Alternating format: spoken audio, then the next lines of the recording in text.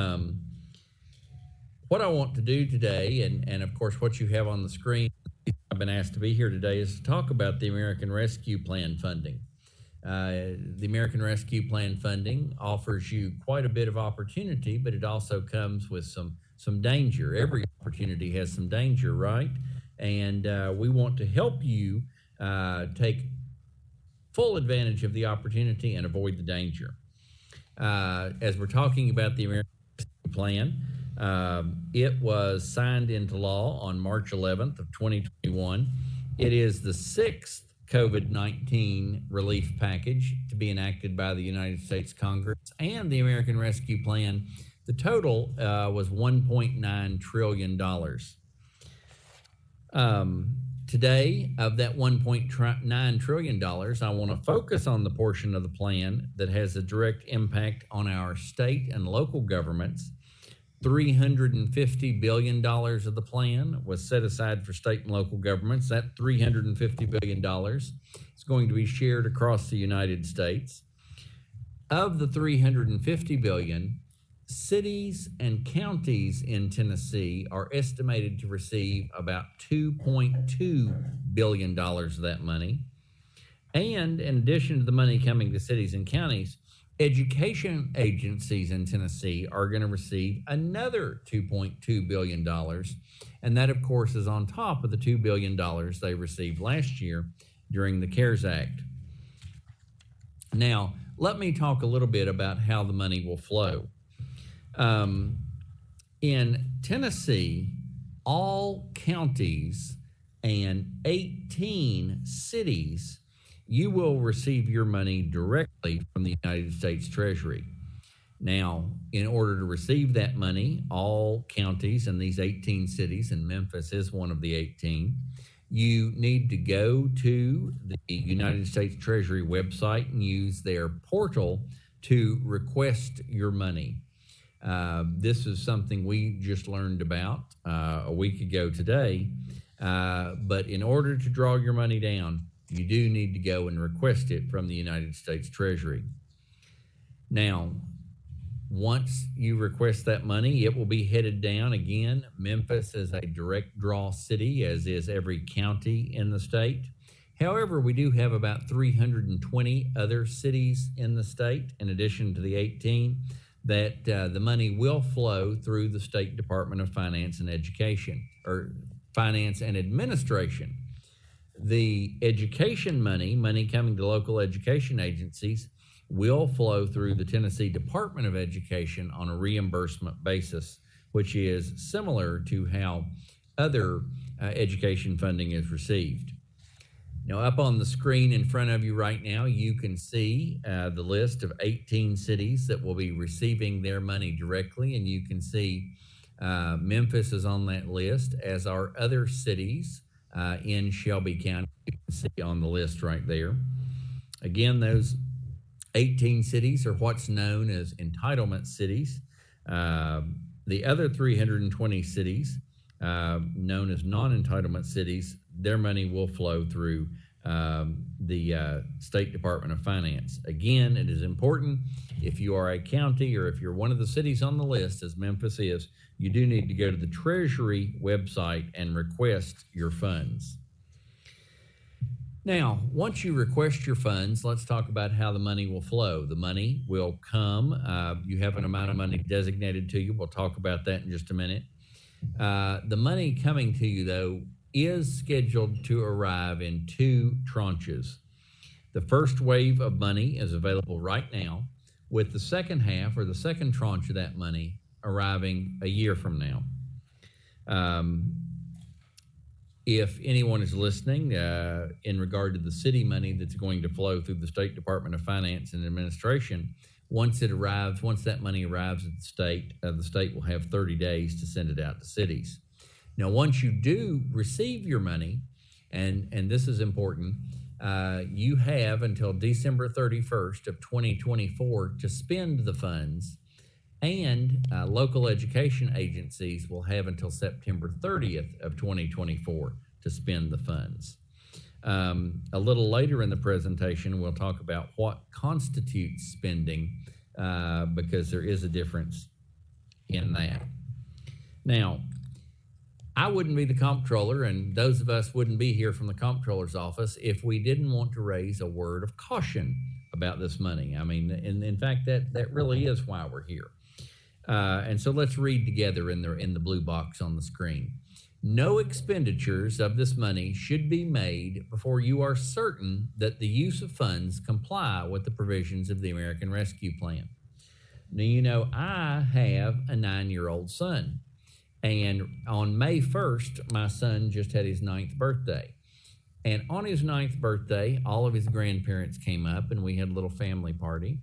And what do grandparents give? They give money, right? And so my son, he got some money. And before lunch with his grandparents was over, he wanted to go to Target and buy some Pokemon cards. And I told him what my dad told me and what you probably have heard before. I said, son, don't let that money burn a hole in your pocket. And what's in that box up there is another way of saying that. Because don't get too anxious to spend this money because you want to make sure you are spending it within provisions of the plan. Don't let this money burn a hole in your pocket because unused funds or funds deemed to have been used inappropriately must be returned to the United States Treasury. So if you spend this money and then you find out, oh, I spent it in a way that wasn't in keeping with the rules, you have to pay that money back. But you know, by the time that time gets here, you've already spent the federal money, so what do you have to pay it back with?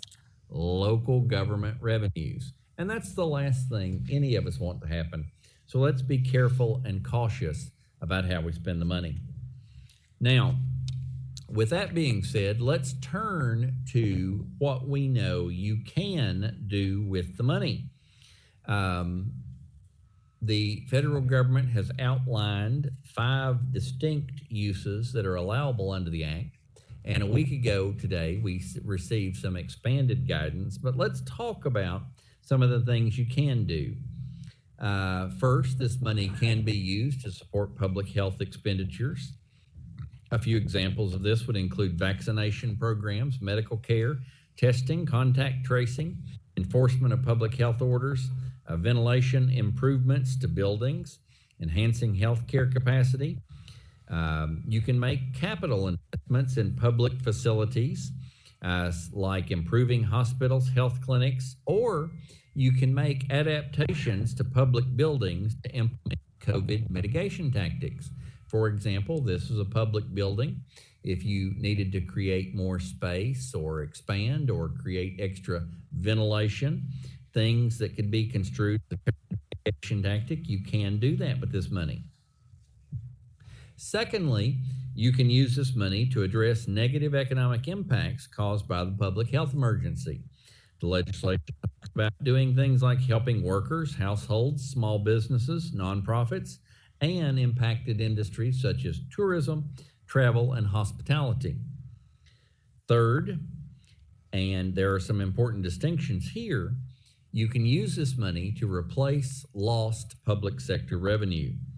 These funds can help provide government services to the extent that your entity-wide revenues, not specific revenue funds, but your aggregate, your entity-wide revenues were reduced as a result of the pandemic. Replacement amounts must be measured against your most recent fiscal year prior to the emergency, which we all know is fiscal year 19. This money can be used to provide premium pay for essential workers. Now, these essential workers could include people like healthcare staff, grocery store or restaurant workers, public health and safety staff, truck drivers, child care workers, educators or school staff, and farm workers. The legislation specifically gives the mayor discretion in helping to determine who essential workers are. One thing I will say about this money is that it is one-time money. We'll talk about this a little later, but it's important to remember that you should not give pay raises with this money. If you do decide to serve essential workers with this money, you should do so through the parameters of the legislation with one-time grants in aid, not ongoing pay raises with this money. You can also use this funding to make necessary investments in water, sewer, and broadband infrastructure. And let me talk a little bit more about that, because that is perhaps my personal favorite and our personal favorite use in the comptroller's office when we're talking about this money. And let me mention, because I know particularly here in Memphis, you've had some challenges with your sewer infrastructure. And no doubt, like most communities in Tennessee, you can use more investment in your broadband infrastructure. You know, many utility systems across Tennessee are faced with aging or inadequate infrastructure, and this money is something you can use to help those areas. As a city, you may want to fund utility improvements. And as far as the guidance of this legislation goes, the money you spend on water, sewer, things like stormwater, it's pretty flexible. And let me talk, I mentioned earlier about the deadline. You know, the legislation says you have to have the money spent by December 31st of 2024. But what constitutes spending when it comes to construction or infrastructure related projects? What constitutes spending is having the money contractually committed to be spent by December 31st, 2024. Then you can take up to December 31st of 2026 to actually see project completion. You know, when we think about the demand for contractors or the demand for materials, it's going to be great out there. And so you can contract, as long as you contract this money by December 31st of 2024, then you have until December 31st of 2026 to actually see these projects to completion. Now, one thing important to remember, particularly for utilities, is if you do use any of the upgrade your utilities, that their utility must be able to fund the depreciation for the assets once they are improved. But what a blessing! What a great trade-off to only have to fund depreciation for improved utility assets. Broadband as well, let me mention, is a good use and a permissible use of the money that you have. Moving a little bit about the money coming down for education. The money coming for education, 20% of that money must be used to address learning loss. You know, our students certainly, as they were out of school, suffered learning loss during the pandemic. So 20% of the education money must be dedicated to things like tutoring, after-school programs, summer classes to improve the learning loss. Once you get past that 20%, though, the money is pretty flexible and can be used in a variety of ways. As a matter of fact, you may have been paying attention when Governor Lee held a press conference 3 or 4 weeks ago and talked about the other 80%, which can be used for doing things like serving special needs or low-income students, for ACT preparation, expanding access to advanced coursework, for career and technical equipment and programs, for mental health support, to be used for things like teacher recruitment and retention, maybe picking up some deferred maintenance for facilities, or paying for technology for devices or high-speed internet. These funds are going to be, again, run through the Tennessee Department of Education and is something that LEAs will want to talk with them about. Now, we've talked a little bit about the allowed uses for this money. Let's talk a little bit about the unallowed uses, or ways this money can't be used. These are things you don't want to tread into. Number one, these funds cannot be used to reimburse cost that your government incurred prior to March 3rd of 2021. March 3rd of 2021 is the day the Congress passed this bill. You can't pay for cost generally that were incurred before that time. Funds cannot be used to make contributions to rainy day funds or similar reserve funds. The money cannot be used to pay interest or principal on outstanding debt, which includes short-term or long-term debt. or you cannot use it to pay issuance costs associated with new debt. And finally, the ARP funds cannot be deposited into a pension fund or be used to recruit an accrued or unfunded liability. Now, the money, of course, comes with some strings attached, with some requirements, and that is important to know.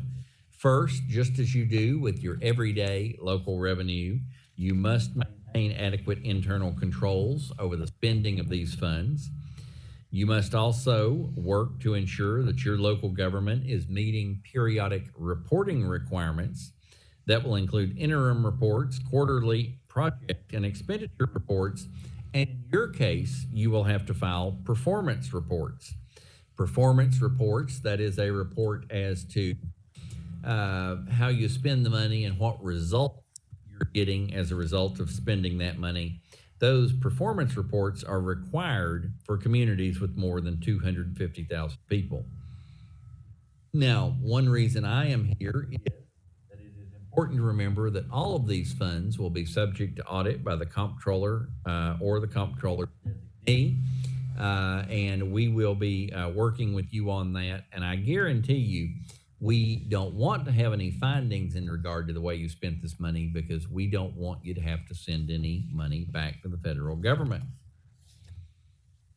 So as you think about this money, it's a lot of money coming in. Let's talk about some best practices for how you should handle this money.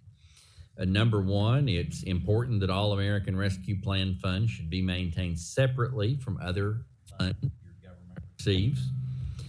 Just as you should maintain separately the money coming in, you should maintain expenditures separately from other expenditures. You know, it's not complicated. It's much like we do around our kitchen table. You need to know exactly how much money is coming in, exactly how much ARP money is coming in, and how much you've spent at any given time. The principle is not different than our home budget. It is also important that local governments keep detailed records and files for all transactions involving this money.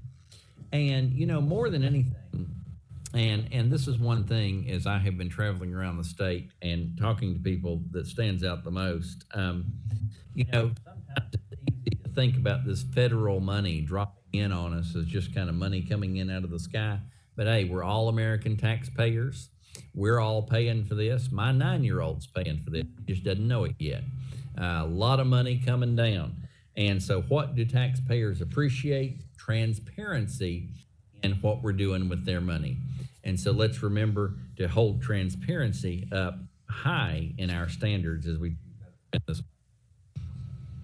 Now,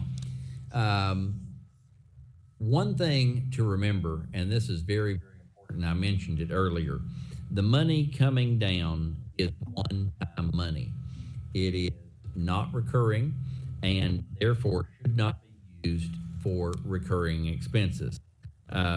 Things like pay raises on an ongoing basis would be a bad thing to do with this money. These funds aren't going to show up this year, and if you start spending this money on recurring expenses, you're going to get in a tight spot very fast. You know, there are some cases, and local government should think very carefully about each expenditure. There are some cases where certainly you don't knowingly want to get in a pinch by knowingly creating a recurring expense, but you also accidentally don't want to slip in one. There may be a case, for example, where you decide to use some of this money to upgrade a building or even build or expand a new building. Well, that is going to create an ongoing expense, because if you return a building to service or build a new building, you've got to pay for utilities or staff and operate that building once it's in function.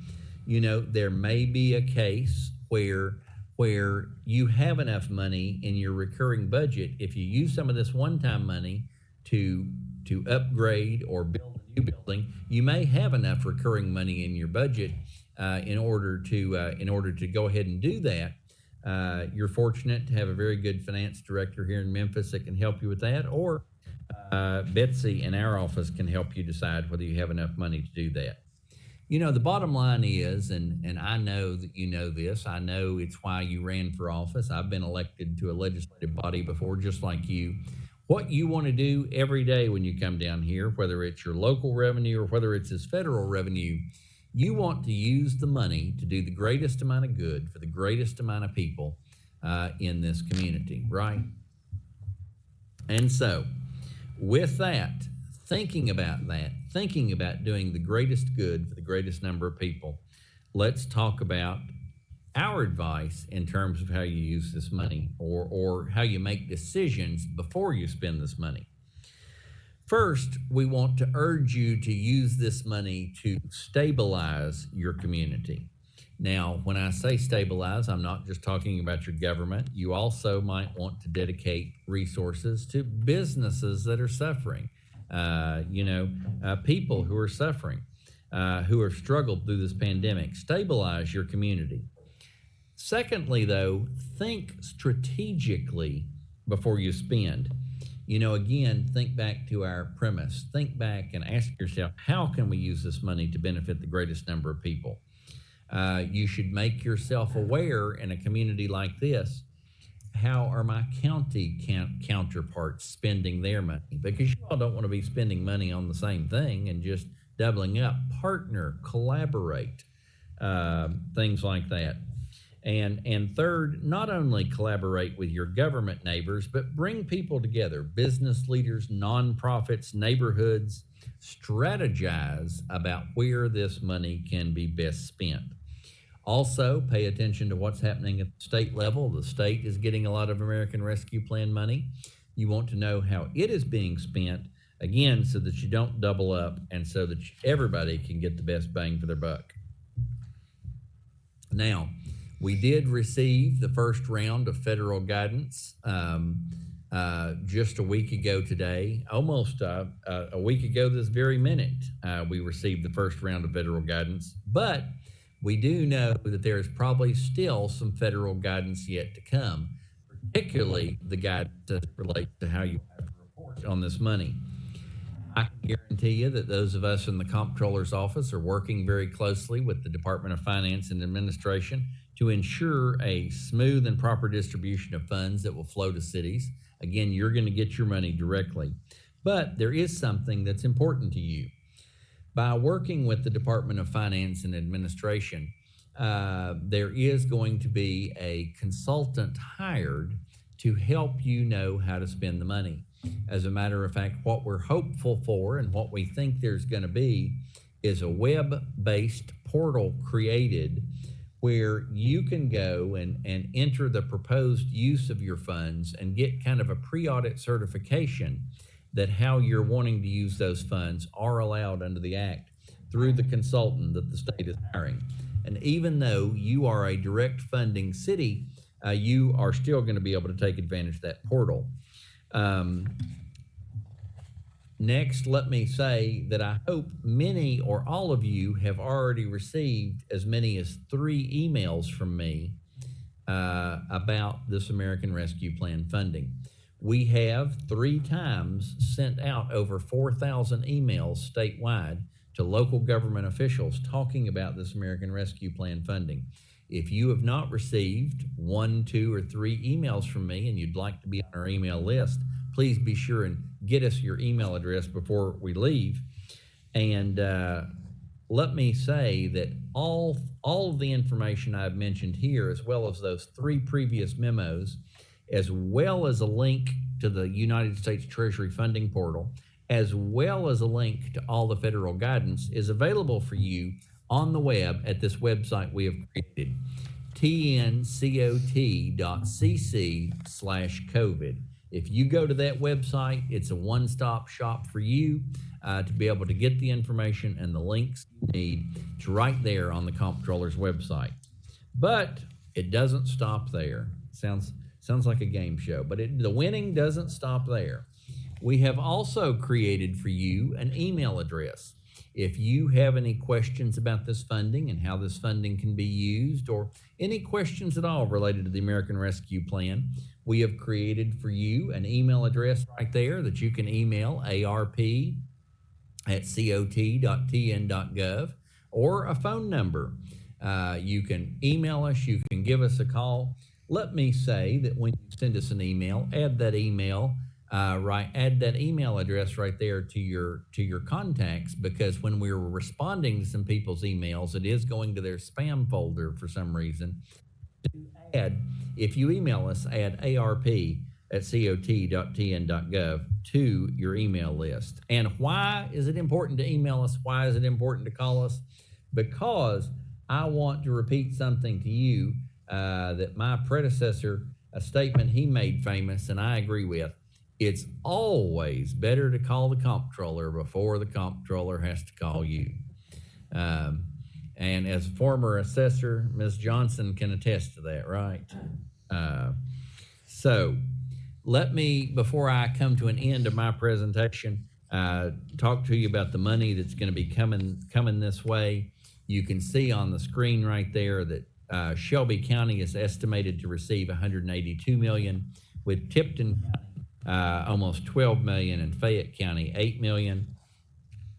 Right over here, if you look at some city allocations so you can know what's happening with yourself and your neighbors, Memphis, $161 million, Arlington, $3 million, Bartlett, 5.7, Collierville, 13.6, Germantown, 10.5, Lakeland, 3.39, Millington, 2.8, and Piperton, 530,000. Coming to the school systems, this is some major money. Shelby County Schools, $500 million, $503 million. Arlington City, 6.5. Bartlett City, 17.6. Collierville, 16 million. Germantown, 11 million. Lakeland, 2.8 million. Millington, 7.1 million. So a lot of money headed this way. Again, a lot of opportunity, a lot of potential danger. We want to help you. We want to help you. That is why we are here today. And we want you to know we'll be here for you if you need us. So with that, Mr. Chairman, that sums up my presentation. We'll be happy to take questions that you may have. Hopefully we'll know the answer today. If not, we will find it for you. Some questions are still not answerable because we haven't received everything we need to know from the federal government, but we'll give it our best shot. Thank you. Thank you very much. Are there any comments or questions from council members? Councilman Jones. Good afternoon and welcome, Thank you. Comptroller.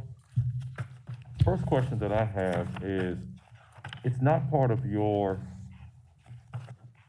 printed presentation, but I'm looking at the page that says city and county spending eligibility. Can you repeat, I think it may have been part of your notes that you were reading from, the other allowable when it comes to small businesses, nonprofits? I will make a note of that on this page. So I think you were talking about bullet number 2 there when I talked about addressing negative economic impacts caused by the public health emergency. Yes. And, you know, that would include things like helping workers, households, small businesses, nonprofits, and in particular impacted industries such as the tourism industry, travel industry, and hospitality industry. To expand on that, things like small business grants or really any business grants to nonprofits. I think things like your zoo and other things cherished in this city are operated by nonprofits. Workers can receive non-recurring assistance. There's some specific guidelines in here related to that. Your essential workers can receive up to $13 an hour, not a total of $25,000 in aid as individuals, and things like that. Okay. Now you said workers, and then you said essential workers. And is there a distinction between those that are employed by city government versus households or individual workers in the private sector? So the definition of essential workers, and it does have to be workers identified as essential. Okay. Yes, it can't just be workers in general. And the legislation gives the mayor of the city or the mayor of the county authority in determining who is essential. Okay, but now when we talk about small businesses, there's nothing restricting the small businesses from providing grants or help to their employees. There's not. Okay. No. Okay. Then, now looking at unallowed uses. Funds may not be used to pay principal or interest on outstanding debt, including short-term notes. Was this directive issued with the first set of guidelines? It was, so that is, everything I'm telling you, of course, comes from the federal government. Gotcha. And this was expanded on in the federal guidance that was received a week ago. A week ago, okay. Because the reason I'm asking, Mr. Chairman, if you notice that there were provisions, as was originally presented by the administration, talking about what would be our payments on the hotel motel tax. And our hotel motel tax, part of it goes to debt service, but could there be other expenditures that revenue covers that would be permissible expenditures? The aggregate thing. Yeah. So I'll tell you that just like the administration, all of us were a little disheartened probably when some of this guidance came down. Okay. Because common sense would dictate, and really we were hopeful that these individual revenue funds would be able to be backfilled with some of this money. However, when this guidance came down, it was said that the replacement revenue has to be done on the basis of the revenue in whole or in aggregate. Okay. And so backfilling some of that hotel and motel loss is not allowable. Okay. Backfilling the loss. But now, when it comes to detailing what the expenditures are, if we are saying, and we have documentation to say, we are not spending this on principal and interest as stated here, would that be permissible? To spend it on debt payments or to spend it on what? Well, when we look at, and I don't have it, let's see, I'm trying to look for it here under my notes. We have what was presented to us. We have our special revenue fund for hotel motel. And so all of that was not just going to principal and interest. I'm trying to find what some of those other expenditures would be. And if you bear with me, Mr. Chairman, if you need to go on, I'll find that, but that was the extent of my last question. My question was the same as yours, including some of the other special revenue funds like TDZ, replacement revenue, where sales tax revenue across the city came in higher than anticipated, but it came in lower than the FY19 numbers, in especially some of those tourist zones that we have, because people aren't eating at restaurants and going to bars. And so I was under the impression that we could use the ARP money for replacement revenue on both hotel motel and the TDZ, but that's not the case. It is. Or it's a gray area. It is not looking like that is the case, again, because this federal guidance says they must be in aggregate. You want to expand on that, Betsy? Do you have the exact wording there? Yeah, give me a second. And Mr. Chairman, before she does that, I'm looking at our expenditures for our, our debt service fund as it relates to, well, this is overall. Materials and supplies only accounts for 1 million out of 178 million, so it's not going to be that large of a number. It's mostly debt. Yeah, thank you. So I highly recommend printing out the 18-page FAQ. It's a lot shorter than the 151 page. Which is linked on our website that I gave you. And so the answer to the entity-wide question is number 17 on the FAQ. Okay. And it just simply says, recipients should calculate revenue on an entity-wide basis. This approach minimizes the administrative burden for recipients, provides for greater consistency across recipients, and presents a more accurate representation of the net impact of COVID-19 on your revenue.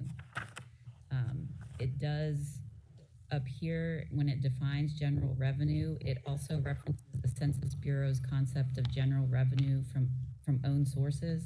So we're going to go and dig into that a little further and help answer more questions related to like what revenues. We and let me say we are going to dig into it. Let me say I think it's disheartening. I guess I understand the reasoning of the federal government, but when you think about the fact that they sent so many stimulus checks out that obviously are going to stimulate the economy and generate a lot of sales tax revenue and things like that, why you can't use this money to offset things like a hotel motel tax or a mixed drink tax or a gasoline tax, things that obviously were in decline. I don't understand that. I don't think we collectively understand that. And we've mentioned that to our members, some of our congressional delegation. You may want to do the same. Thank you. Councilwoman Johnson? Thank you, Chair, so much. Thank you for coming and sharing this information as well, Control Investors. Good seeing both of you. My question is this. Recently, this past weekend, as a matter of fact, a constituent called me. She had been in the hospital for maybe 6 weeks dealing with COVID. And as a result, one of her side effects is loss of memory. And she said that she received a bill from the city of Memphis for an alarm. She said, I can't recall that alarm going off. I can't, she called them and said that, yes, you were there. I can't remember me letting it go off. And the question is, can any of this funding be used to assist individuals who are dealing with side effects of COVID to adjust because of financial hardship that they're dealing with as a result of it, So transportation back and forth to the doctor. She's going to a neurologist right now. Right. And she said she's having a very difficult time adjusting, paying for all this extra. So in a very broad sense, the answer is yes, this money can be used to assist individuals. If you decided to use any of this money to assist individuals, I think you'd want to do it in a structured way that has a rational basis and a verifiable basis attached to it. Okay. All right. Thank you so much. Thank you, Chair. Any other comments or questions from council members? Comment. Councilman Carlisle? Comptroller, thank you for being here. Thank you for opening an office, especially in the downtown market. We love to see it. Yes. I just a quick comment both to you and Representative White. I mean, so I'm 50 pages in on the document, and it spends a significant amount of time opining on certain reasons for and whys of where the money is to be spent. And it opines significantly on tourism and hospitality, for which most zones were created solely for the purpose of issuing debt. So it is my greatest hope that we are able to make a little more headway for a document that spends so much time to opine on such an evident impact of COVID, but then basically to negate the reasoning they gave for it is fascinating to me. Well, and I said that's what you say is part of why I found it a little disheartening. And of course, everything here came from the federal government, came from the United States Treasury.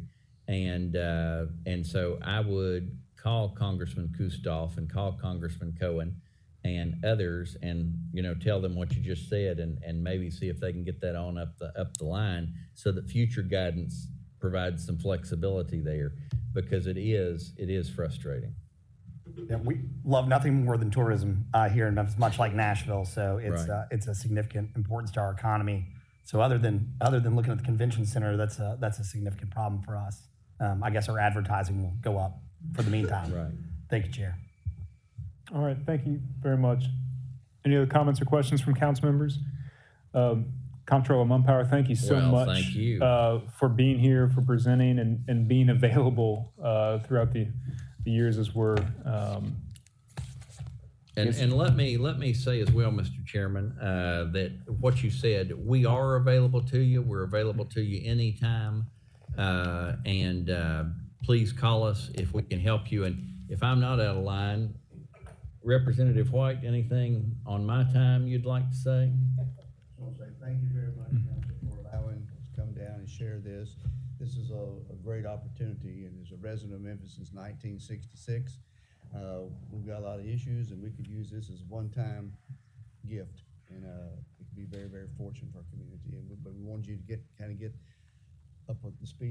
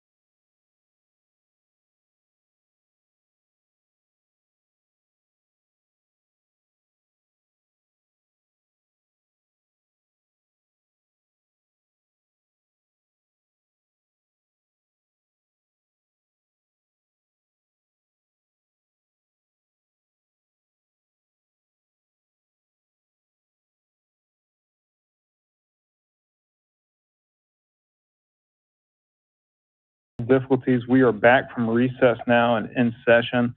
We're going to go to the grantees, and grantees are online. If y'all can hear me, we have about 30 of y'all scheduled for this afternoon and evening. So we're going to try to keep things efficient as possible. If you can please keep your presentation to the time that's been allotted, which is 5 minutes, which we'll also try to include questions from council members. Obviously, you won't be able to talk about the full scope of your organization and your story in that time, but just for us logistically to be able to hear from y'all where the funding that you're requesting, where it'll be going, how it'll be spent in the community. And I'll also ask council members to keep their questions relevant to the budget and the grant request. If there are questions about the nonprofit that you'd like to get to know them better or understand how they work better, if it's not relevant to your decision in this grant process, maybe it's better to connect with them and tour offline. So thank you everybody for your patience as we're trying to work through this. We are going to go through alphabetical order through these grantees. First up today will be Abundant Earth Global CDC. And the last one that we have scheduled for today is the National Coalition of 100 Black Women Memphis chapter. So again, to the nonprofits, we're going to go through this list in alphabetical order. If somebody's not present, we will just go ahead and move on to the next. But you can expect that if you are later in the alphabetical order list, such as the Memphis Christian Pastors Network, that's kind of 2/3 or 3/4 of the way through the list. So you probably won't come up in the first hour or so. Just to give you expectation of when you'll be presenting. Okay, without further ado, there'll be no motions or votes on these items, so there's no need. There'll be no votes on these items, so there's no need for a motion. In a second, we're just going to hear presentations. Up first is Abundant Earth Global CDC. The representative is Esther Moore. Hello. Hey, Ms. Moore. Hi, greetings. When you're ready, okay. Go ahead and present. Thank you. Well, good evening, everyone. My name is Esther Moore, the Executive Director and co-founder of Abundant Earth Global CDC. Next slide. We aim to research, practice, and teach agricultural, environmental, communal, and cultural sustainability models to improve local policies and global impact. What that means is we teach individuals how to be responsible and sustainable for their own food, their own environment, housing, and cultural placekeeping. Next slide.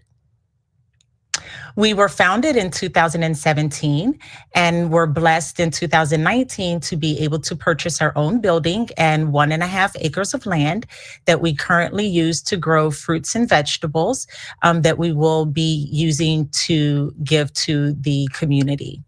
We are thankful to Representative J.B. Smiley for supporting us in this effort and suggesting that we apply. Next slide. We have a small budget as we are a small yet very mighty organization. So we are asking for $3,200 to help support our initiative in feeding the community. Next slide. I'm not going to go into too much here to keep it brief, besides most of us know that we are definitely in one of the nation's largest food deserts. In fact, the red dot there, that is our headquarters located at 847 Whitney Avenue off of Thomas and Whitney behind the Tops Barbecue. All of the green that you see is food desert that is located more than 1 mile away from a grocery store, and the orange is 1/2 mile. So we are in a community that is in desperate need of this service to bring fresh, nutritious, healthy fruits and vegetables to the community. Next slide. Our program is called Waste Not, Want Not. Oftentimes at a farmer's market, the vendors will have extra fruits and vegetables left over. They unfortunately either toss these or they have to incur the expense of bringing them back to their farm and storing them. We would like to use this money to purchase those fruits and vegetables from our local vendors and redistribute it to community members in need. The $3,200 will allow us to do 20 individual food boxes every week for the 27 weeks that the farmers markets are open, and that will take us until the end of December, allowing us to add on to the 80 food boxes that we are already planning for, giving us the opportunity to service 100 individuals who is in need and desperately need the fresh fruits, vegetables, and dry goods that we will be able to supply. Next slide.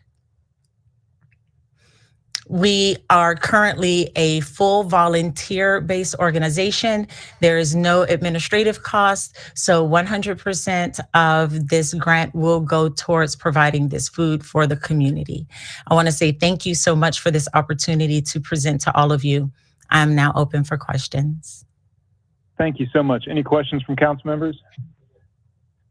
All right, seeing no questions. Really appreciate the presentation, Ms. Moore. Thank you. And thank you so much for what y'all do. Next up is the Academy for Youth Empowerment. Representative is Jackie Mayo. Good afternoon, Memphis City Council. My name is Jackie Mayo, and I'm here on behalf of the Academy for Youth Empowerment.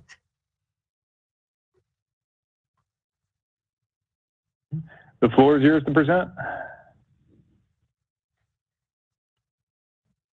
Yes. Oh, we may be having some internet issues in terms of connectivity.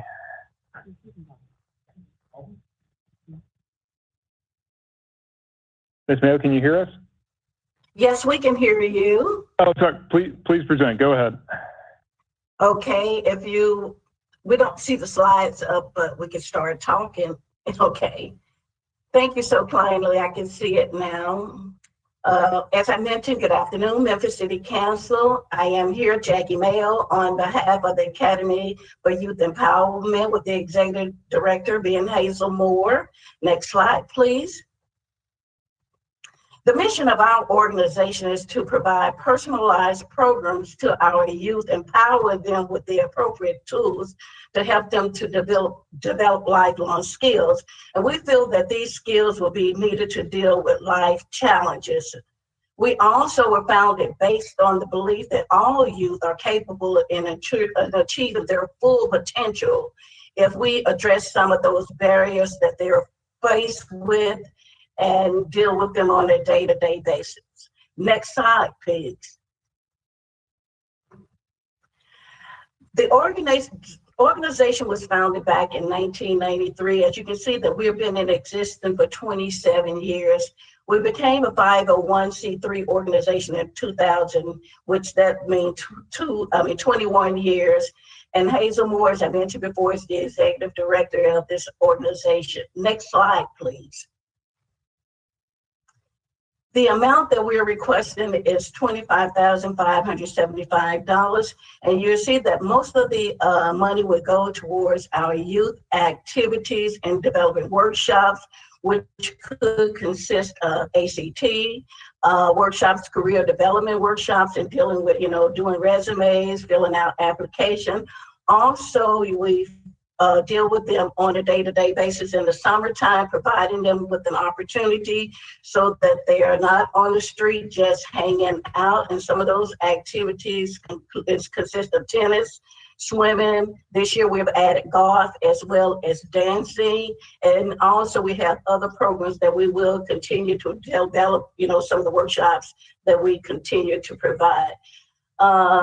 During the July, August timeframe, we have back to school health fair. Last year, due to COVID, we had 2 drive-by events. We weren't able to have them in the facilities. And so we made, depending on what the COVID-19 guidelines are, that would dictate what those events will be this year. Also, we have the Memphis citywide parade in the November timeframe, in which we encourage, the communities business, city councilmen and stuff to come out and support this activity so we can have unity in the community. Next slide, please.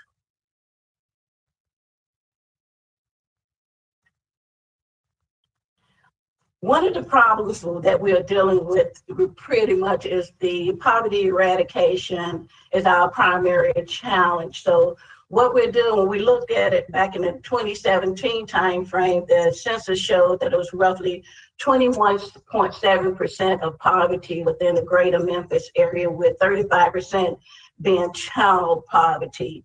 So we want to continue to focus on that and address that issue by focusing on education, economic skills, and the health. And we know that if roughly 10% of our area, you only have a high school or high school or greater bachelor's degree. We know that education is key and to making sure that you have the income, and if you have the income, then you have the health, and then you eradicate some of the poverty that you have in that area. Next slide, please. Some of the history for some of the things that we're working on in the community, some of the community involvement would be, like we mentioned before, self-reliance skills workshops, academic, how you do studying for school. We focus on leadership development programs where you do a conflict resolution, where you do a presentation skills, and just becoming a leader, and not only a leader, but knowing how to be a follower, a great follower as well. The financial literacy courses that we offer, being that, knowing how to manage money. Also, when you go off to college, you do not succumb to these loans and stuff that they're trying to provide to you. So we want to make sure that you are fiscal responsible as you develop your skills. Also, culture awareness, and last but not least, to be involved in community service activity, knowing how to give back into the community, especially the community that you live in. Next slide, please. Okay, the solution, the Academy for Youth Empowerment pretty much focus on equipping our youth with the necessary skills and prepare for successful outcomes. And our program is really designed around 4 key activities, being education, health, economics, and social. As we like to say, we see their struggle, we plant the seed, and we nurture the harvest, meaning we are here for you regardless of what you're going through. Next slide, please.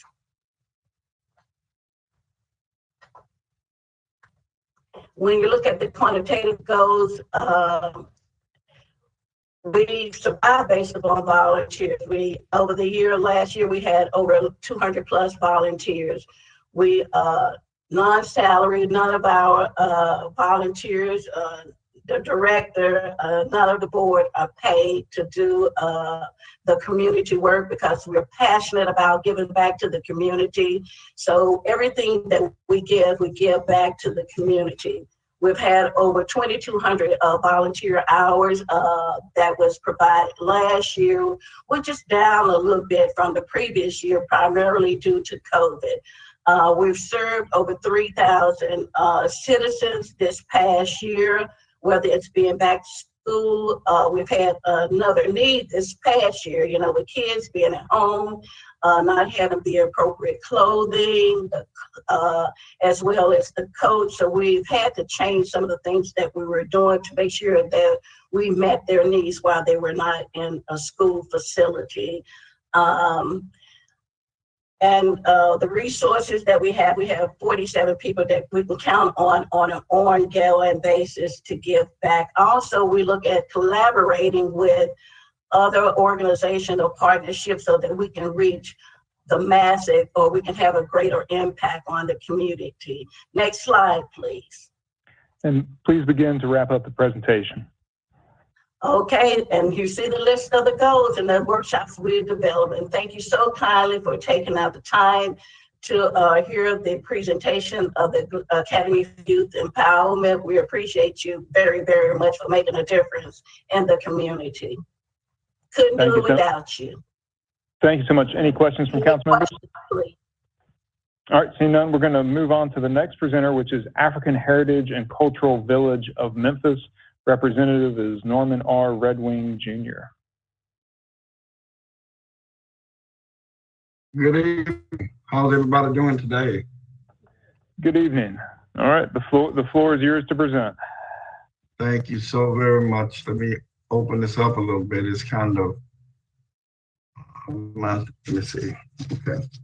All right, my name is Norman Redwing, and I am the director of the African Heritage and Cultural Village of Memphis, and also the Good Samaritan Church and Outreach Ministries here in North Memphis. The specific program that I'm going to talk about today is one that's extremely important in my opinion, and for those who are concerned, we call it Chains on My Heart, the project. Go to the next slide, please. Our mission statement is to educate and empower young people to see themselves and ultimately become productive citizens of their communities, their country, and of the world. This will be accomplished by providing a safe and respectful environment in which to share their history, their worth, and a strategy to become their best selves. Next slide, please. Our organization was founded in 2015, and we're located at 1225 North Valentine. I want to say that I'm very happy that in 2 days we will be celebrating 1 year in our new space. And I want to thank the City Council, the entire body, for voting and allowing us to purchase this property, where we invested $25,000 to purchase the property. And then we spent another $40-some odd thousand to renovate and purchase supplies and other needs that we had during that time. So I want to thank you for that. We're located in the District 7 and Super District 8. We serve more than 150 people in different ways, some by Zoom, some by providing meals, education, books and other materials to help them along the way. Next slide, please.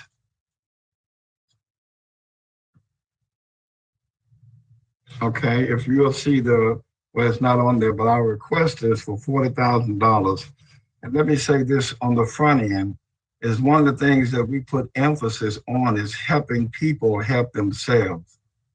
That's why we want to invest money and have our community organizations and people in the community to invest in their own ministry and programs, and also give them an opportunity to give back to the work that they so desperately need. So as you can see, there's some things, program services, primarily equipment, advertising, and things of that nature. But the emphasis that I want to put on is the problem and the solution. Let me also say that if you would go to the next slide, please. The problem that we're faced with now, for the last 6 years, we have provided food and worked across the street from the Union Mission at the church there, where we provided meals for the homeless and the basic needs and all the health care things that we could for those. But we've come to realize that according to the recent public health data, homicide is the fourth leading cause of death of children 1 to 14 years of age. And the second leading cause for death is youth between the ages of 15 and 24. These statistics for Memphis and Shelby County are comparable to similar data on a national level in the terms of the manner of death. And I'm gonna not just stay there, but I can just say to you in no uncertain terms, and I'm sure many of you are aware, that we have a serious problem where children, especially Black children, Black men and boys, are committing some of the most heinous crimes and murder in our communities. If you will remember, last year, we recorded in that year about 332 violent deaths right here in the Memphis and Shelby County, witnessing more than 38 child-related deaths. As we discovered that, and we talked about that here at the African Village, it reminded me so much of the murder in Atlanta, Georgia, when we found that children were being murdered there. And we have almost topped that list for this one year. So that's very concerning to us here. The solution for us right now in this particular area is what's called digital storytelling.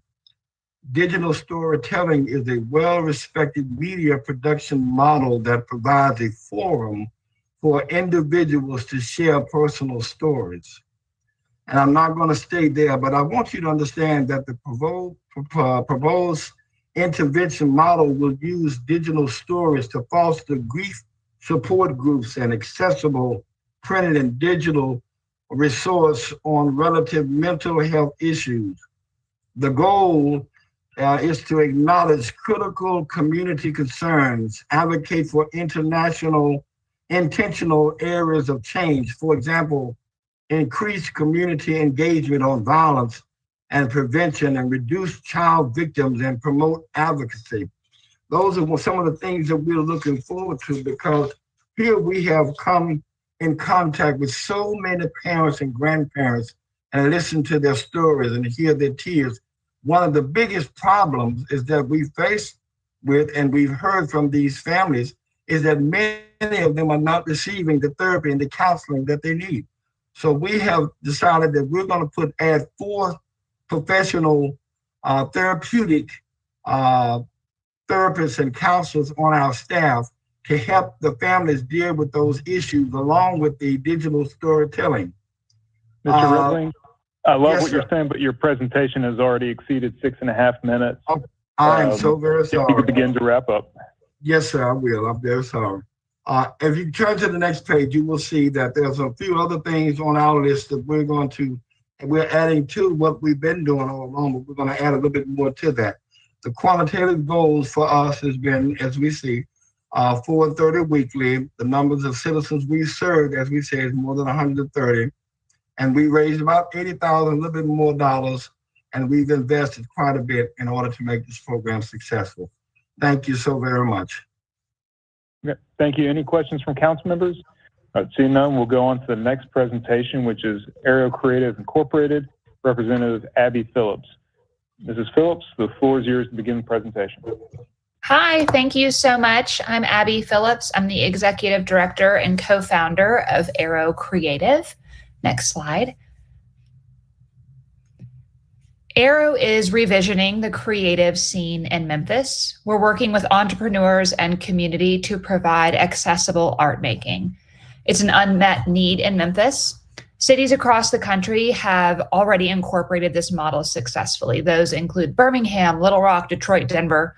The list goes on and on.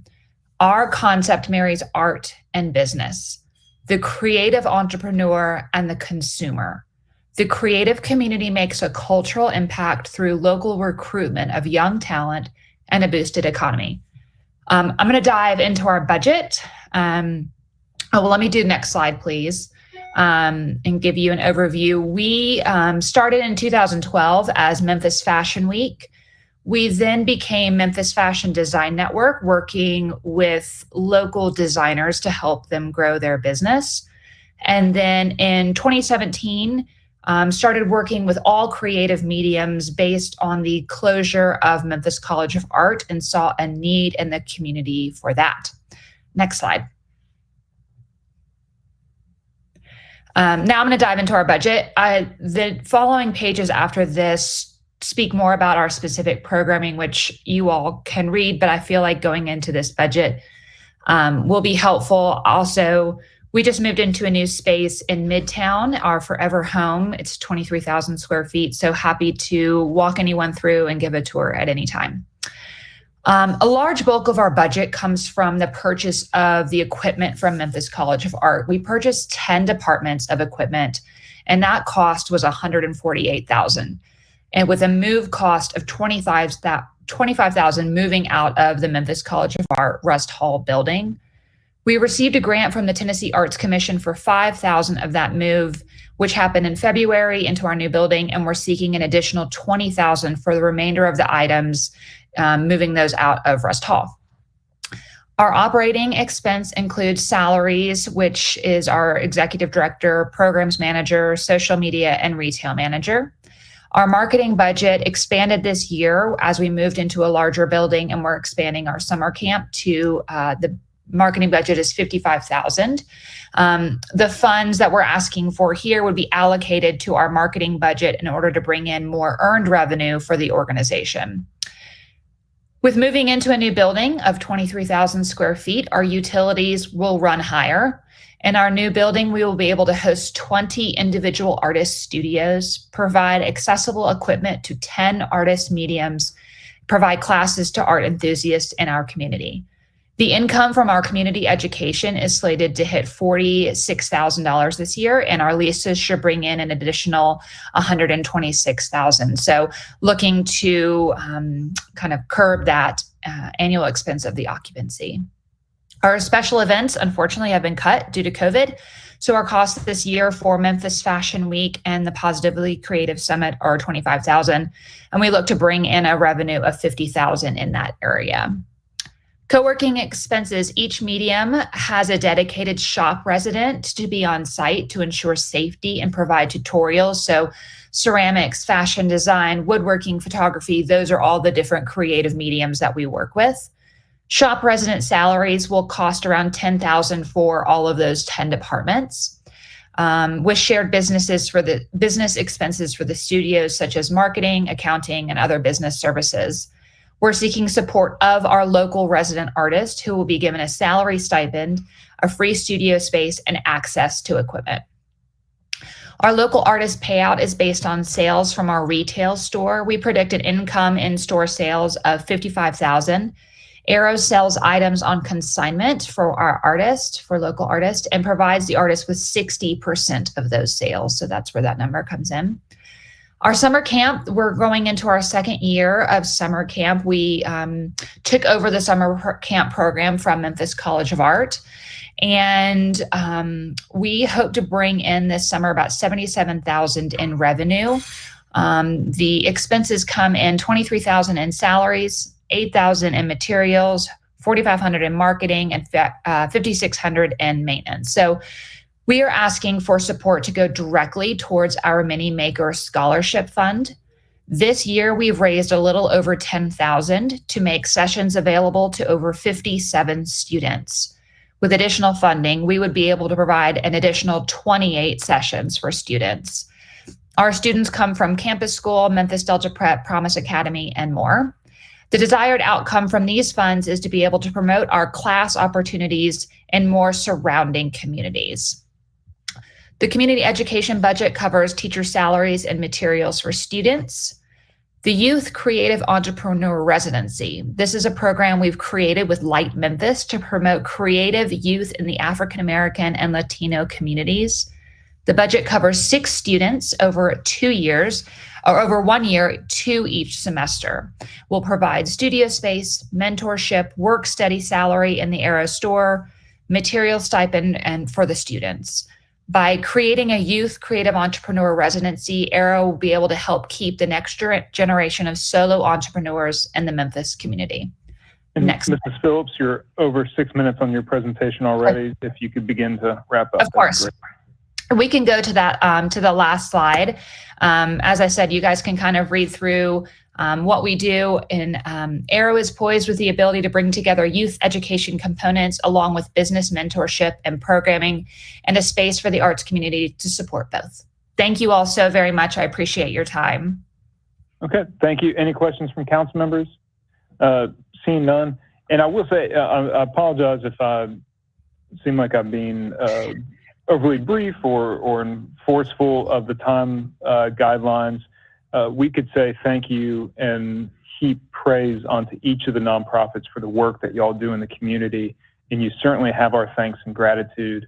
I think just in terms of logistics, we're we're pushing to be able to hear from as many people as possible and to get through these presentations. But I know on behalf of all council members, thank y'all so much for what y'all do and for being here and sharing that with us today. All right, so we will go on to our next presentation now, which I hope I'm pronouncing this right, is Better Way, and the representative will be Ron Boble. Okay, yes. All right. Mr. Boble, the floor is yours for presentation. Hi, I want to thank the City Council for giving us this time to speak to you all. I'm with A Better Way. We can go to the next slide, please. We've been around since roughly 2017. My wife and I started this 501c3 to honor our son. We raised 2 heroin addicts in our family. We lost one to fentanyl in 2016, Christmas of 2016. And so in starting in 2017, we can go to the next slide.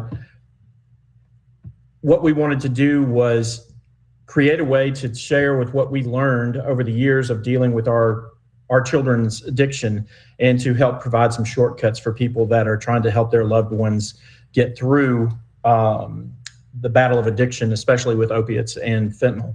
Next slide. This tells you briefly a little bit about what we're asking for, but I'd like to get into what we do. So what we are is a syringe exchange program that operates at Shelby Oaks and Sycamore View in 38134. We see approximately 120 plus people every Friday, and we distribute through harm reduction methods. We distribute clean syringes and take in dirty syringes. Along with that, we provide linkage to care. We also provide testing for hepatitis C and HIV through our partner at Friends for Life. And I have something that might be shocking to you, but so far since late December in 2019, we have performed 87 hepatitis C tests on site, and we have a positivity rate of 47%, which means 41 people that we have tested for hepatitis C have been positive. And that's something that is rising through the sharing of needles and what is going on in our community with people who inject drugs. Next slide.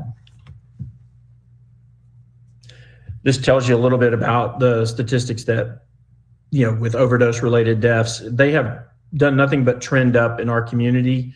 It's not only is the drug trying to kill them, but the sharing of needles is going to result in, once you have a rise in hepatitis C, it is almost congruent that HIV follows along. So I wanted to make sure that I impressed upon everybody about that we're in a situation where we're going to have quite a few hepatitis C tests that are going to end up positive in our community. The numbers that we're trending to now, we're distributing roughly close to 6,000 syringes a week we have peaked at 165 people on Friday night, and we have an MD on staff on our board that is there every Friday night. We have registered nurses that are also there every Friday night, and we can go to the next slide. The referrals are what we want to get into and talk about a little bit. We refer to a network of providers for stimulant and opiate abuse. That's predominantly what we see out there.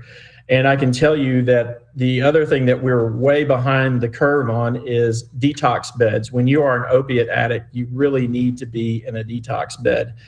And we only have 4 in our community for the uninsured. And that's a very low number. And it leads to apathy and people in continued use. So these are some of the things we want to raise awareness of and help to curve and change the situation that we're currently in. We can go to the next slide.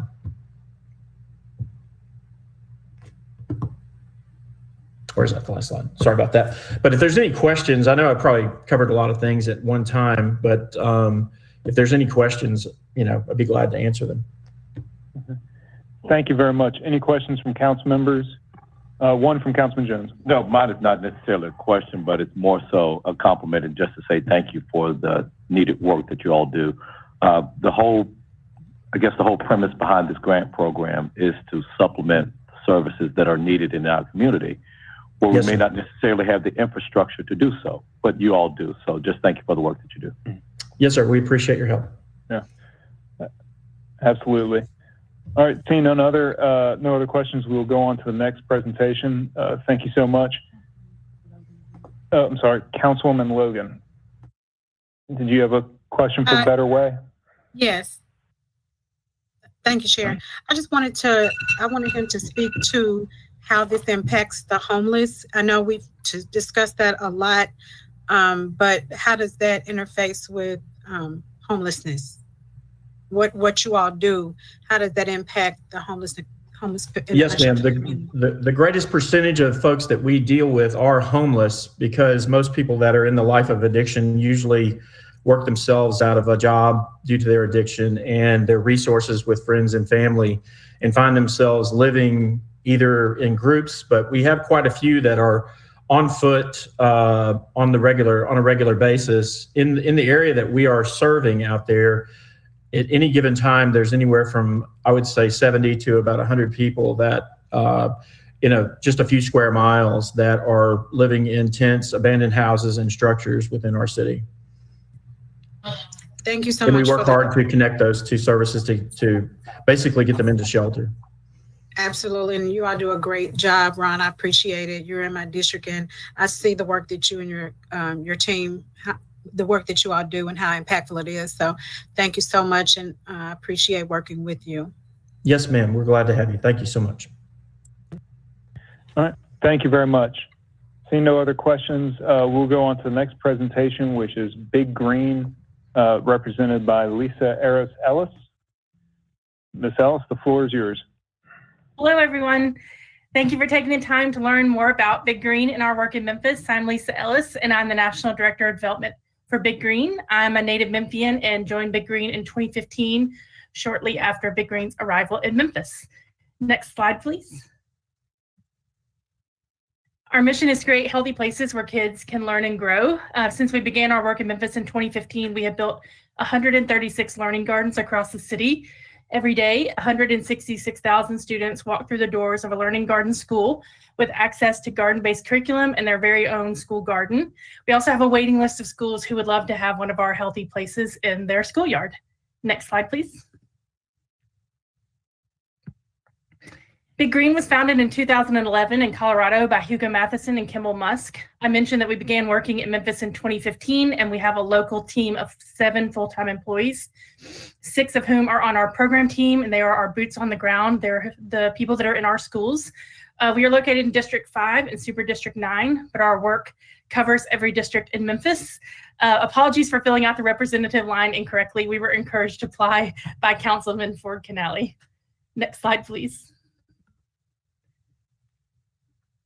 Our funding request is for $175,000, and we are presenting here a draft budget that is just under 30% of our total budget. As you can see, the largest expenses are garden bed and materials, which are the elements that help build our garden spaces, and salaries that pay for our local team who deliver our programming. Additional items such as garden supplies include seeds, soil seedlings for 136 schools. We provide those annually to make sure that our learning gardens are growing and thriving across the city. The estimated program cost next year per child is about $7.60. We anticipate that the city will have preferences on how funds are spent. So this is a draft, and final budget will be submitted for approval in our upcoming national board meeting. Also, we have not received city funding in the past, so this is a phenomenal opportunity for us. Next slide, please. I think we all know that for millions of kids in the US and tens of thousands of children right here in Memphis, real food isn't something that they find on their plates at home or even in their neighborhood. This has an even bigger impact on marginalized communities where children in low-income areas are up to 60% more likely to have obesity, which can lead to a lifetime of health problems like heart disease, high blood pressure, type 2 diabetes. The good news is that if kids taste fruits and vegetables early in their childhood, their lifelong eating habits can be positively influenced. Schools play a critical role in helping create lifelong healthy behavior, and Big Green not only provides the space, but also a holistic program that is embedded in the school day coordinated with local partners like Clean Memphis or UT Health Sciences Center or Wolf River Conservancy. And we help expose children to real food, increase their intake of nutritious food that they grow themselves.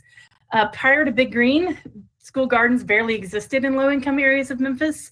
With 136 Big Green gardens now in our city, that is no longer the case, and we are very proud of that. Next slide, please. We do not just build healthy spaces. Big Green also provides garden-based curriculum paths for elementary and middle schools with our Ready, Set, Grow curriculum, and for high school students with our Real Food Lab program. Combining nutrition and health curriculum and programming with our experiential learning environments, we cultivate a network of schools that are ready to advance student wellness, education, health connections that align with the district's priorities and engage the whole child. Our focus areas are social and emotional well-being, food literacy, vegetable consumption, and preference for healthy food. Next slide, please. Time in the learning garden was one of the things our kids look forward to most when returning to school. We are so honored to be able to provide these healthy spaces for students across the city. Since our team has been able to get back into schools, we're setting some high expectations for next year to increase consumption of healthy fruits and vegetables. Our team will host 544 activities. That's 4 per school per year. Those can be anything from planting days to garden club lessons, classroom visits, reading in the garden. We're going to distribute 1,500 little green gardens. Those are grow bags that kids can take home and use our Big Green at Home online platform so they can grow at home with their families.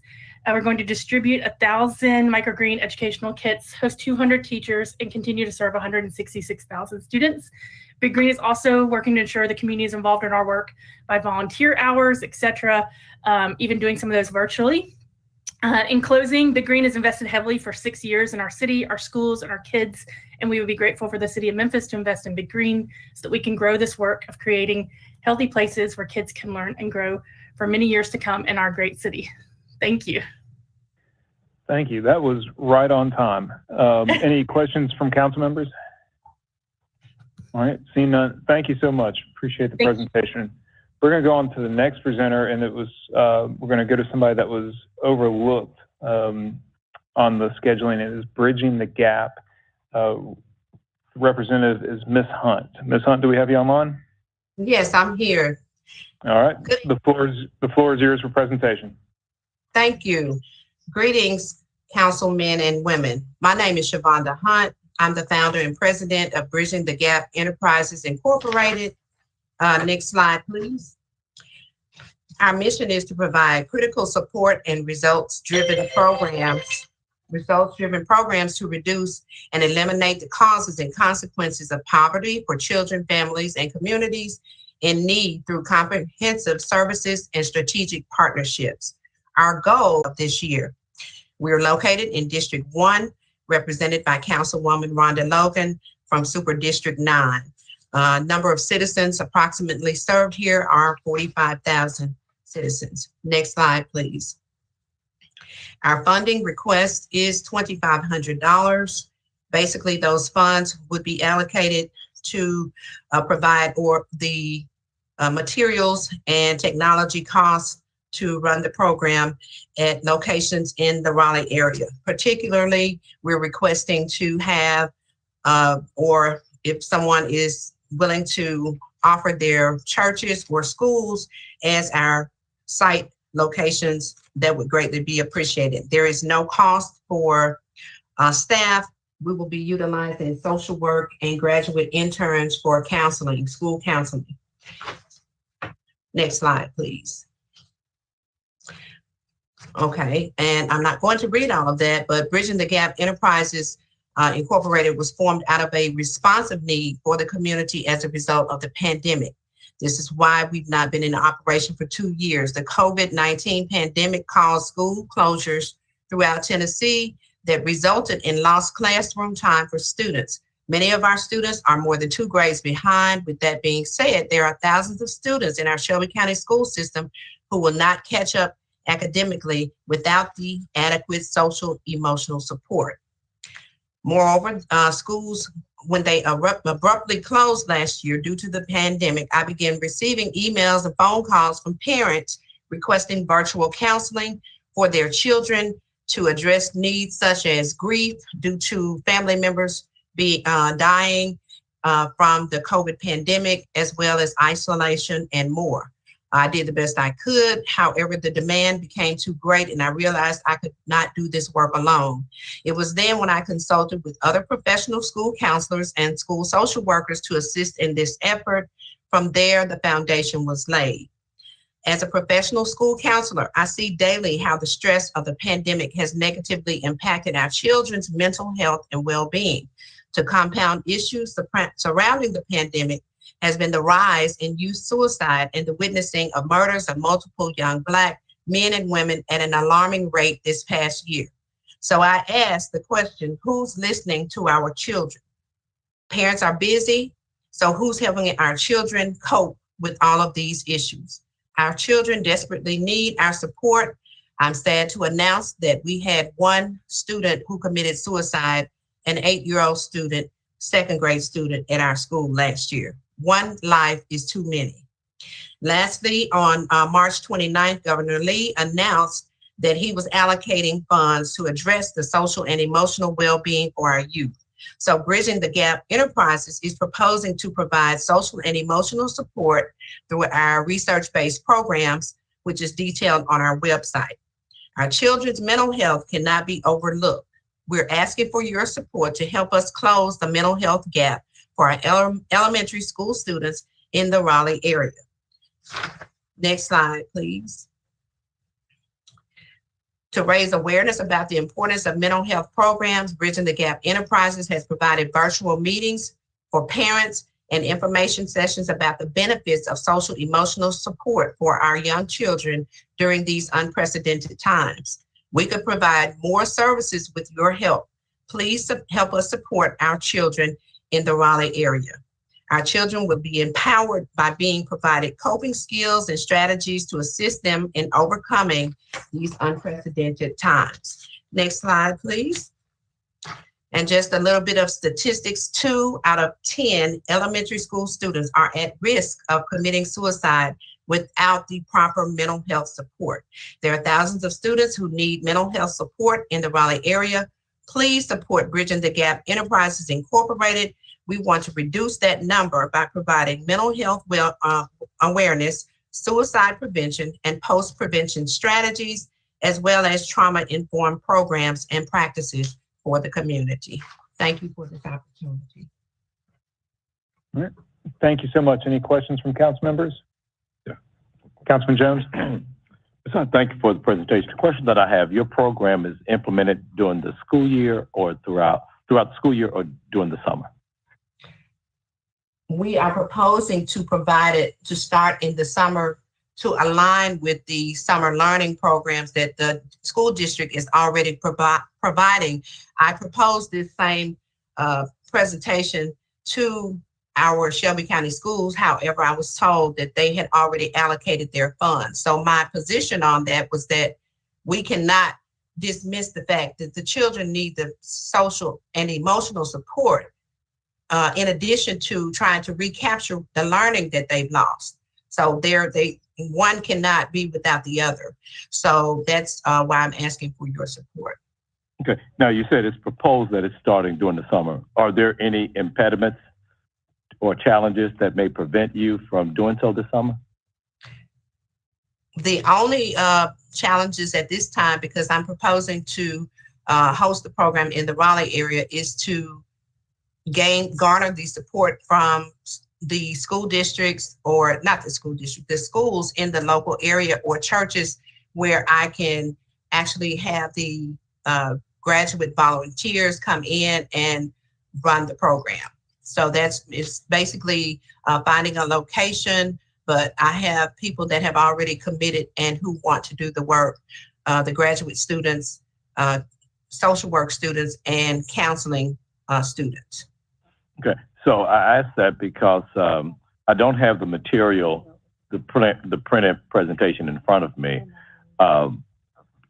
What is your original ask? What is your total budget? Because what I'm curious is that if your only source of funding is from the city of Memphis and it's not for your complete budgetary request, would you still be, to what scale would you still be able to implement this proposal? we would be able to implement the program if we are allotted or allowed a location to actually host the program. And I say again, well, we received $7,500 from the county commission in February. So we have those funds available. And basically those were to provide some technology, printing, computer equipment and things of that nature. So we're just trying to get funding so that we would have enough to have the printed materials that we would need, because we're trying to offer it face to face. And everything that we've done up until this point has been virtual. So okay. now that so what is your ask from the city? $2,500. $2,500. Oh, okay. Thank you. That's it. Yeah. Thank you, Councilman Logan. Thank you, Chair. That's what I was going to mention to you, Councilman Jones, that her ask is only $2,500, and this is a very needed and worthwhile endeavor. I do hope that we support her. All of our communities, children in our communities need this, but I do know that this program will greatly benefit the youth in District 1, and the numbers are alarming when you talk about murders and shootings and death and those types of things in the community among the juveniles. So she's not asking for, and there's a great, overwhelming support system in the district or in this area among the churches. So I'm very confident that she will be able to find locations. Thank you so much. Just to give you a backdrop on the program. No, thank you. And I guess when I was looking at the printout that's in front of us, Councilwoman Logan, I didn't see this on the last page. That information that I asked her was basically on the last page. I was looking for things in alphabetical order, and that's why I didn't see it. But thank you, Councilwoman Logan. Thank you, Ms. Hunt, for your presentation. That's it, Mr. Chairman. And I apologize, council members. I just got a note that they were accidentally omitted and they were being added to the schedule. We won't add anybody else to the presentation schedule unless council members have all the paperwork right there in front of them. All right. Seeing other questions from council members, we'll go on to the next presentation. Thank you all very much. Next up is Carpenter Art Garden, and that'll be presented by Megan Banazek? Banazek, yeah. I think I'm on here. Okay. All right. Floor is yours for presentation. Yep. Okay, awesome. Hey, y'all, I'm Megan Banazek. I'm the executive director at the Carpenter Art Garden in Binghamton. We can go to the next slide. Next one. Okay, so we were founded in 2012. We were under the 501c3 of the Binghamton Development Corporation, and in 2017 became our own 501c3. We are serving approximately 6,500 residents, primarily in Binghamton, through direct and indirect support. You can go to the next slide, please.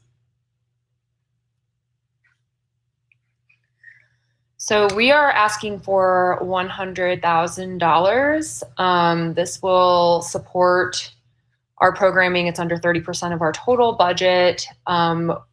This includes operational support, specifically utilities, internet. We own the buildings that we operate out of, paying for program supplies. So we'll list our programs on a slide coming up. And then program staff. So this is to help pay for our staff who have kept us operating and running these programs during a global pandemic. Go on. So the Art Garden is addressing a lack of accessibility to art, healthy living, educational, and vocational opportunities. You can see a list of the different programs we offer in that art, education, and vocational realm. Something that we've always done at the Art Garden is listening to what people want to do, what kind of programs make sense for us to add to our curriculum. And that's been especially prevalent during the past year and a half. One of the biggest programs that we've seen success with this year includes our bike program, where we have a bike shop and we ride the Green Line. We've been doing that twice a week with students during the pandemic. And then our community gardens, we've developed a pop-up market 2 times a week on the corner of Carpenter and Mimosa. Our staff, and then we have a teen staff program who work in there, and we're selling produce 2 days a week to anyone in the neighborhood who's interested. In the summer, we're actually starting our first art garden CSA, and that's something we never planned to do. But again, it's just kind of that listening and responding to the community needs. You can see our other programs listed on there. We have art classes. We're offering educational support. Right now, we're realizing that virtual learning is not where we're best suited to help, but we have a book club that meets, a science club that meets, and then a lot of our program is focused on social emotional learning right now. And we've just seen that as a need with students through art therapy, journaling, and working with students in ways to learn that's outside of sitting in front of their computers right now, which there's a huge need for. We can go on to the next slide. Is my computer frozen? Okay. So, oh, sorry, number 6. So the solution for the art garden, at least, proximity is a really big advantage that we have. We are located on Carpenter Street in between Chickasaw apartment complex there, and then Lester and Cornerstone, an elementary and middle school. So this is a school street. It's a direct route, students walking back and forth. All of our programs are developed for long-term relationships. So that being said, in June, we're celebrating 5 of our seniors who are graduating and going to college next year. We'll do an 8th grade graduation. That's how our teen job program developed. So those long-term relationships are a huge benefit that we have, along with adult staff members who are Binghamton residents. They're by having neighbors, 3 of our staff members actually live on Carpenter Street. That is a really impactful model to have those Binghamton residents leading these community programs in the neighborhood. You can go on to the next slide. Yeah, so we do rely really heavily on volunteers typically during the school year. We have not so much during the pandemic, but we typically have volunteers helping with our small group art classes, homework help, riding on the Green Line with us. We're serving approximately 6,500 citizens annually during the pandemic. That's come in the form of rental assistance, care packages. We've been a vaccination site this year. I think that speaks to that proximity and that community relationship. We're up to this week. We'll do our third vaccination, where we invite people in the neighborhood to come up to the art garden and get vaccinated on site. You can see there the amount of capital we've raised this fiscal year as of when we sent in this presentation, and then how our funding is split up. Down there on the list too, you can see during the pandemic, we've done take-home art projects to supplement for our in-person art classes, and then the other ways that we've been able to support during the pandemic. Does anyone have any questions for me? Any questions from council members? All right, seeing none, thank you so much for the presentation. Next up is Center for Transforming. Yeah, thanks. Next up is Center for Transforming Communities. Sumi Montgomery will be the representative. Good evening. My name is Sumi Montgomery. I'm the Data and Development Coordinator for Center for Transforming Communities. My associate, Adam, and I wrote this grant together. Hello there. I'll go ahead and start us off. You can move on. Yeah, so our mission statement our mission is to cultivate neighborhood democracies. We're community organizers. Next slide. So we have been doing that community organizing in Memphis since 2009 under the name Center for Transforming Communities. We've evolved out of older organizations, but our current model basically dates 2009. That is a place-based model. So we're not restricted to a particular issue. We work with the residents of a neighborhood, and they set the agenda of the things that are important to them, and that can be comprehensive. So the issue we're asking for funding for today is about tenants' rights. That number of citizens served, that's an approximation. Since we're doing neighborhood organizing, we're there to serve everybody that lives in a particular neighborhood, and there are currently 8 that we are serving. So that's covering, if I can name them all, Orange Mound, South Memphis, Soulsville mostly, the medical district being Hampton, Whitehaven, the Heights, Douglas, and Hollywood. Next slide. So this 16,500, you can see that's only, because we're doing organizing in all that many neighborhoods and covering a lot of different issues, this is only a small slice of that. One of the projects that we've been building up over the last couple of years is focusing on renters' rights. And so this basically would boil down to about 6,500 of that is for a series of renters' rights workshops that we've just started. We had our first one on Saturday.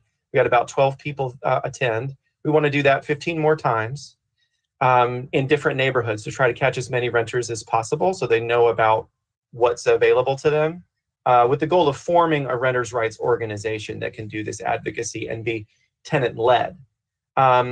Another set of that chunk of that money is for training those residents to run a hotline, which currently already exists, but it only has a single volunteer to take anytime somebody calls with a question about what are my rights as a renter. We want to expand that to be 20 or so volunteers who are doing that work volunteer. There's also money in that for legal aid to tenants that are dealing with particular issues, not always in court. A lot of these issues can be dealt with before they ever get to court with a conversation with somebody who knows the lay of the land, and tenants often don't have that information, and that's one of the functions of a renters' rights organization. We can go to the next slide. So as I've alluded to, we've talked about renters' rights. Memphis actually has 56% renters, which is, I believe, the highest in the country. The national average is something like 30%. And there isn't a tenants' rights organization, or at least there wasn't. A couple besides us have started to notice this issue, and a couple of small grassroots orgs have popped up. And of course, there also are more institutional level professional groups, like attorneys who are passionate about renters' rights, who are offering assistance. But there really isn't a central organization with the kind of reach and infrastructure to connect these two things. So you have residents who are trying to do this without really institutional support, and then you have attorneys and other professionals who are trying to help but don't have the expertise in the community organizing to find people and be able to work with them. Can you go to the next slide? So our solution to this is to form a renters' rights organization where renters are doing their own advocacy and connecting with each other and doing things like distributing a Know Yours Rights guide that we actually have gotten a volunteer legal help to write. We want to print that. I left that out for the budget. That'd be, some of the money would be to print about 5,000 copies of that to distribute to Memphis tenants. So we would build this renters' rights organization. We'd do the workshops to let people know about it. And then we would also have, we would form that into not just, it wouldn't just stop with those workshops. It would become its own self-governing organization that can continue this work on into the next several years. So that's basically our approach. And, we had, I don't know how much time we have left, but this has already come up. Obviously this year, there was a huge issue with renters all over the country and in Memphis particular, an eviction crisis. There was an apartment complex of residents we were working with who had a lot of them didn't speak English as their first language. And the new property manager was sending notification about changes, significant changes, increases in rent, and they weren't doing it. They were sending those notifications in English. And there was nobody in that mixture who was able to say, wait a minute, this isn't fair to the people who are part of our community who represent these diverse communities. And not only was that affecting the tenants, it was also hurting the landlords because they aren't able to effectively communicate with their tenants. And it's affecting the entire neighborhoods because as those people get displaced as a result of this miscommunication, then the entire neighborhood becomes impoverished of the diverse culture that those communities have brought. And then we can pause there.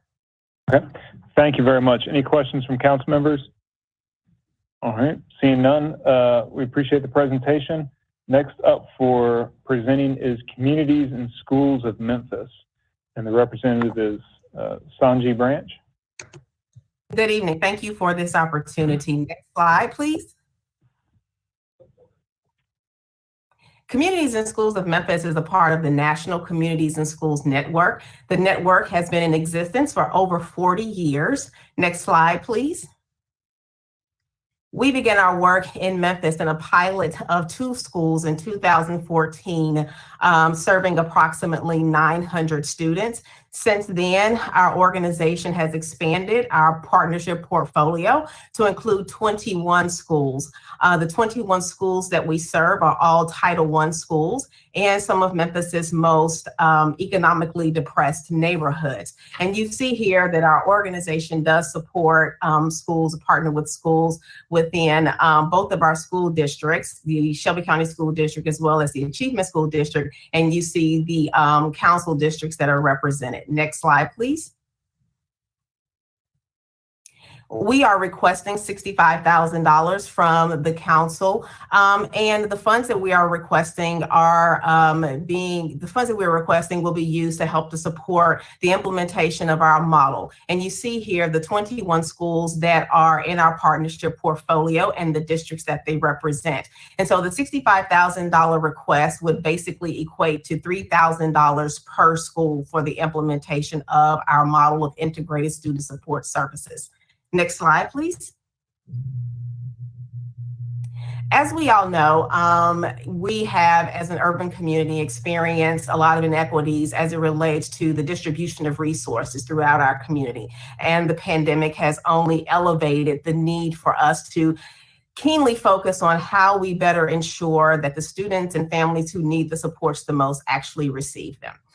The Communities and Schools model of integrated student supports is designed to do just that.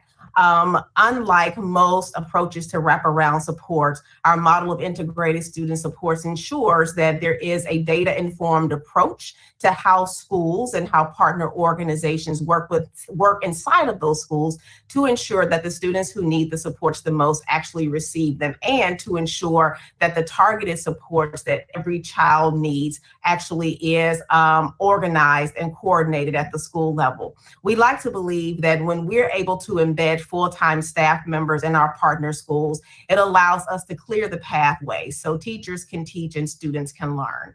Next slide, please. Our model of integrated student supports, again, is an evidence-based approach to ensuring that there is an equitable approach to the distribution of resources and supports. As our name implies, we find and galvanize community resources and bring them inside of the schools.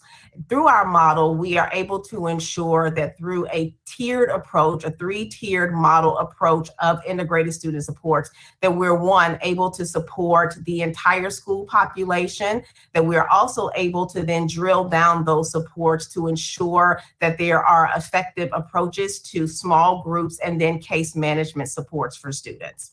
Next slide, please.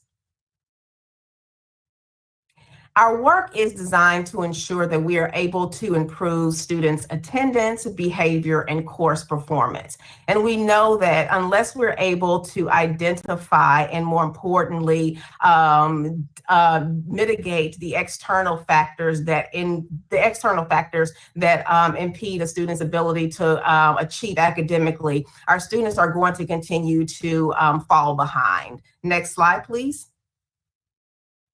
So these numbers represent how our work has been impactful during the pandemic and even before the pandemic. So you see here that we were able to secure this past year over $4 million in capital. Of that $4 million in capital, over $400,000 of those funds were directly deployed or dispersed to families through a needs assessment and a micro grant for those who were in need. Additionally, in response to the pandemic, we were able to meet the needs of students and families through ensuring that they had the proper PPE, and then more importantly, that as students transitioned from in-person learning to virtual learning, that they actually had the school supplies that they needed to better ensure that they were able to keep up academically. Typically, we know that most times the students receive the actual supplies that they are in need of when they actually go to school. And so we galvanize resources to ensure that even in the virtual learning support, in the virtual learning space, the students had the supplies that they needed. Our key statistics prior to this COVID instructional year, 85% of our students stayed in school, 98% of them graduated, 90% of those students who did graduate also had post-secondary plans, 90% made progress towards attendance goals, and 71% of our students made progress towards academic gains. Are there any questions from the council members? Council members, any questions? All right, seeing none, thank you so much for the presentation. Thank you. Next up is Community Project Incorporated, represented by Brandon Porter Sr. Thank Mr. you. Porter, the floor is yours. Can you hear me? Yes. Well, great. Thank you guys so much for hearing us. And next time I'm going to change the nonprofit to a community project, so I'll be first. I want to thank you again. There's so much to share with you, and I'll do this quickly. Go to the next slide, please. I'm Brandon Porter, president of Community Projects. The mission of Community Project Inc. is to serve the underserved population of North Memphis community and surrounding areas through establishment of community redevelopment programs and economic programs that will enhance and strengthen our community. Next slide, please. Of course, our organization has really been active for about 50 years, but then we reinstated our 501c3 to get a broader brush of some of our repurposing, and that took place in December of roughly 2000 or so. Next slide, please. We're requesting $65,000, and it's less than 30% of our annual budget here. And of course, that involves, because we're developing a community center in the New Chicago area, and I'll give you more insight about that. It's involving youth sporting equipment, furnishing, technology equipment for like a computer lab and other things that we're doing in that sort. Security cameras, we'll need that for that community, office supplies, miscellaneous expense, marketing, communications, community outreach, incentives, because we want to do a give back, big give backs to that community, and audio visual equipment. And that total $65,000. Next slide, please. The problem is that there has been really, I believe, industry abandonment for the New Chicago community. I grew up around that area, and I would come to the park that's right next to our facility to get free lunches every year. And there was Wilson Toy Factory, there was Firestone Company there, which was kind of like FedEx back in the day. And so that community got a great economic surge from those entities, but they're no longer there. And so there's a great cloud of lack in the New Chicago community. And so many seniors and of course, young people that are without the activities that are necessary for wholeness. And this community that we have, this facility we have, has 39 apartment units in it. There used to be a police precinct there for roughly 10 years. They're no longer there, though we can very easily get the police back involved in that community and doing big brother things and just interactions with the kids to let them know that our police officers are friendly as well. And then there's so many other opportunities that we have to better that community. But the suffering is there because there are no activities, no opportunity, no facilities for our kids to get off the streets to reduce violence and crime. And that's what we're hoping to do. Next slide, please. Next slide. The solution will be, of course, restoring the New Chicago community and then allowing it to become still a staple for that community, our facility. We have a computer lab that we're going to have there as well. That's also going to be used as a shelter. We're putting in showers in that facility so that the city can also embrace it for emergency shelter opportunities as well. There will be occupational mentorships for the young people that come in. There will be senior care as well as after school care in the community center that we have. As I aforementioned, crime reduction, computer lab, and so many other things, as you see noted here with the after school care programs and elderly activities, and just a host of things that we're going to do to lift the spirits of the New Chicago community. Next slide, please. Of course, we, in our quantitative goals, there's really been over 200 volunteers, especially during year 2020 with the pandemic hitting as much as it has. We had to kind of repurpose some of the things that we do because we've been giving out annually roughly 3,000 families. We've been giving food, clothes, and toys to those families in that community. And in 2020, we were able to service roughly 36,000 families through the Farmers to Family Food Program and many of the other things that we were doing with PPEs, giving away. We've raised over $160,000. Next slide. I think we finished it there. And so we just want to say to you, thank you for this opportunity. We're always trying to build our community and make it greater to service our people. And I thank you all for your efforts and what you're going to do to help us out. Thank you. Any questions? Thank you so much. Love the work. Any questions from council members? All right. Seeing none, we're going to go to the next presentation, which is D-Up Unlimited. The representative is Dominique Frost. Mr. Frost, Good evening, everyone. Oh, Dominique, sorry. Ms. Frost, the floor is yours. Hello. Can you hear me well? Okay, go ahead. Okay, awesome. I'm Dominique Frost, founder and president of D-Up Unlimited Incorporated. I'd like to thank everyone for giving me the time to present my nonprofit organization. Next slide, please. We are committed to creating leaders in society by offering training workshops in financial literacy, credit restoration, professional workplace etiquette, self-care, and behavioral health and wellness. We exist so that lives can be transformed in our community. D-Up Unlimited Coaching is the name of our official program. Next slide, please. We founded our organization in 2013. It was incorporated in 2018. This is our first time applying for this particular grant with the city of Memphis. And I heard about this grant opportunity looking at several of the city council members' Facebook pages, as well as word of mouth from other city council members. So I am currently located in District 6 and Super District 8. And the number of citizens that we've currently served as of last year in our organization, as far as giveaways, back to school bashes and things, it's a bit over because we give away about anywhere between 600 to 700 back to school items to students at Glenview Community Center every year. So it's way more than 1,600 citizens that we served over the years. So I wasn't sure exactly how to put that number down. But next slide, please.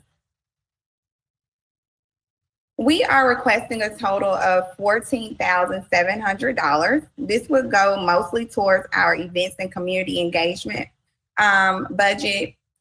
Also towards our, let's see, I put here our digital fundraising and management software. We plan on having this in-house and so that we can reach more youth and more students. That our digital management software would help us collect data and to keep that data and to create a fundraising database on using this software to enhance our fundraising. So that, and also, let's see here, I can't necessarily see the budget here, but ad hoc speakers, we also do collaborations with other nonprofit organizations and community organizations such as Craigmont Alumni, where we do hindsight events, and we like to keep that going where we bring other alumni students to the school to talk about their careers, get them ready for career readiness and youth development in that way. Next slide, please. DF Unlimited understands the needs of our community. Our youth is our society's future, focusing on economic development, crime prevention, and career readiness. As you know, if students aren't engaged in extracurricular activities, they get involved in things that they don't need to be involved in. So our program is simply for helping our students get to work and being prepared for work, and actually teaching them career readiness skills and transitional lifestyle skills that will prepare them for the real world. The photo on the left, on the right there, is a throwback photo of all of our volunteers at Glenview Community Center at our Back to School Bash, where that was a successful event. I think we had about 40 or 50 volunteers at that event, and we have volunteers every year. It's a successful event where we give away a ton of back to school items, and the funds raised from that particular event is mostly from sponsors and donors from the community. We've never had an official grant from local government, so this will be a great opportunity. Next slide, please. Our solution would be implementing our program. It's a work-based learning career readiness program that offers work-based learning to high school students. Also, as said before, we focus on career exploration, and we do discussions in classrooms as well as take field trips. As we grow our organization, next slide, please, we'd like to create activities for students that keep them pretty much out of trouble. We want to have career days and career fairs and guest speakers. And it's not going to be just myself. I have a series of leaders that have that support my organization that have volunteered to be guest speakers in-house within several school districts. So that's our goal. Our goal is to get into the school system, to be able to educate, empower, and engage our students by teaching them workforce development skills that are going to prepare them for real life. Financial literacy is something that's needed, not only in Shelby County, but across the country. Next slide, please. Ms. Frost, you're at 6 minutes on the presentation. If you can begin to wrap it up, please. I will. The solution, an extended solution, would be us collecting data. We would survey our students before and after every event. We would survey our students before and after. Collecting that data will help us to build our organization and to see what avenues we need to grow. Next slide, please. All in all, we've been founded since 2013, and we were incorporated in 2018. Over the years, we have raised over $60,000, and we want to be able to collaborate more with other partnerships that we've done in the past with MPD, Park Commission, Memphis Grizzlies, and more. So thank you for this opportunity, and I hope that you can consider DF Unlimited for funding. Okay, thank you so much. Any questions from council members? All right, seeing none, we really appreciate the presentation. We're going to go on to the next one, which is Feed the Needy, and the representative is Ruth Rawlings Banks. Amen. Good afternoon. My name is Ruth Rawlings Banks. I'm the chairman and CEO of Feed the Needy. Next slide, please. Okay, you guys. Our mission is to provide food. Our mission for Feed the Needy is to provide resources to food impoverished neighborhoods of Memphis, Tennessee, and surrounding area. Through delivery of grocery items, the organization fosters enriched communities, inspiring them to rise to their full potential while nourishing the hearts and minds of people. Next slide, please.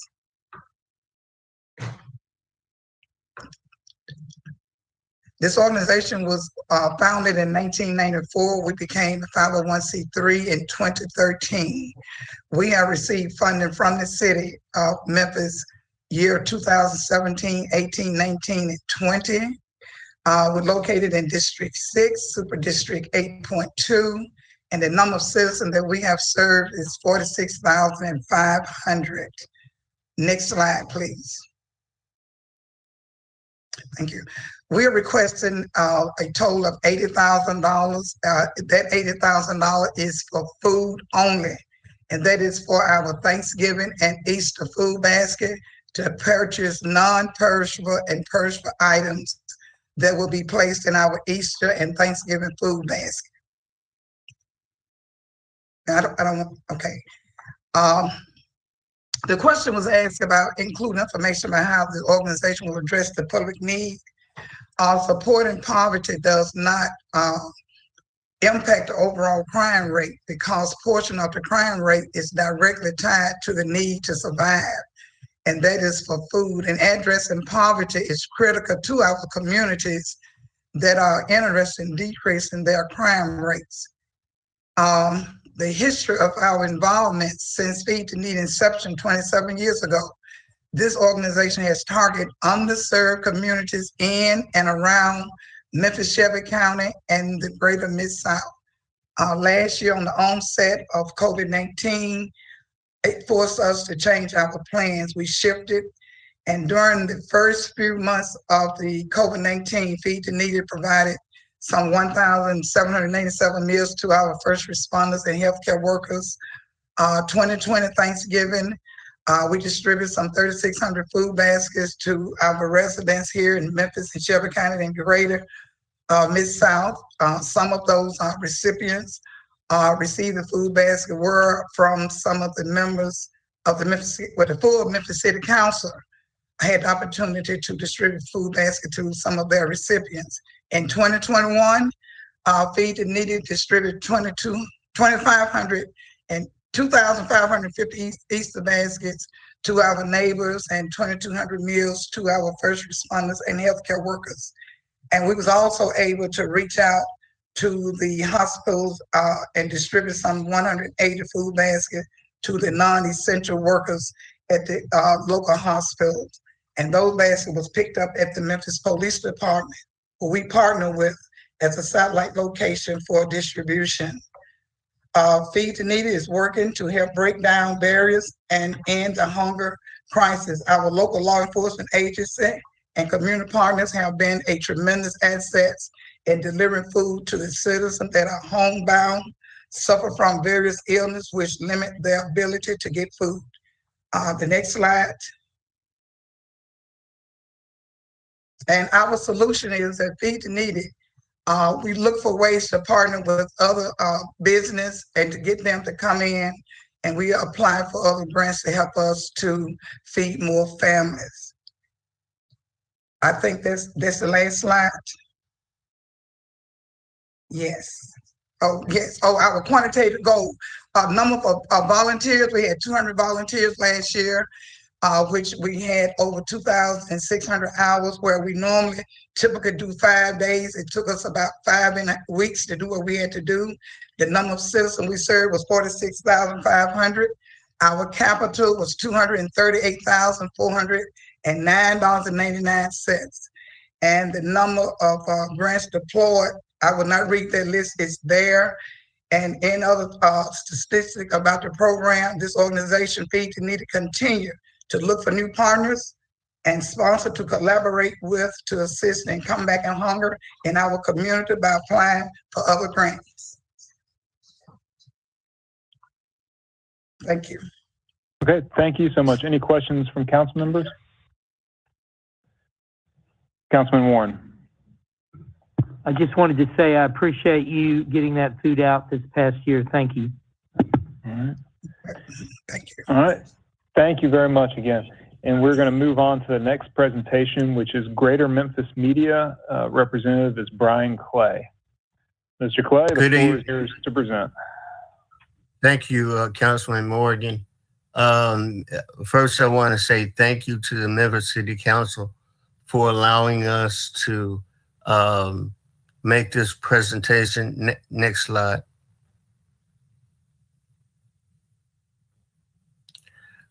We have been a nonprofit for 6 years, going on 7. Obviously, you can see our IRS number. Our 990 has been filed.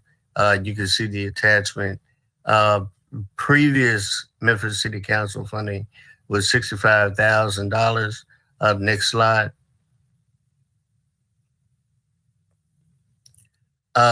Greater Memphis, and I'm not going to read all of this, but Greater Memphis Media is a 501c3 nonpartisan nonprofit social justice media company founded in 2016. Greater Memphis Media works not only in the community addressing issues germane to the African American community and now the Latinx community, but we also like to pride ourselves in being a solution to the multitude of problems that exist in Memphis. We have various journalistic experiences for students at Lemoyne-Owen College that are majoring in journalism and political science. And we also have programs that reach out to the community. One of the biggest issues that we have here in Memphis is functional literacy. So what we have something called the I Love Reading Initiative, where we provide books to our most precious scholars, our kindergartners through 2nd grade. But we also have professional literacy for adults that have found themselves in the quagmire of not understanding, but yet have been able to coexist various literacy principles. Next slide.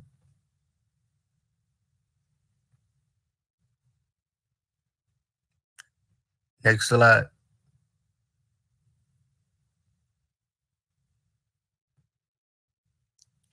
Our funding request initially was 50, but after really, taking in the thought that it's been a tough year for everybody, and realizing that our year was we didn't really get the grant money that we usually get because of coronavirus.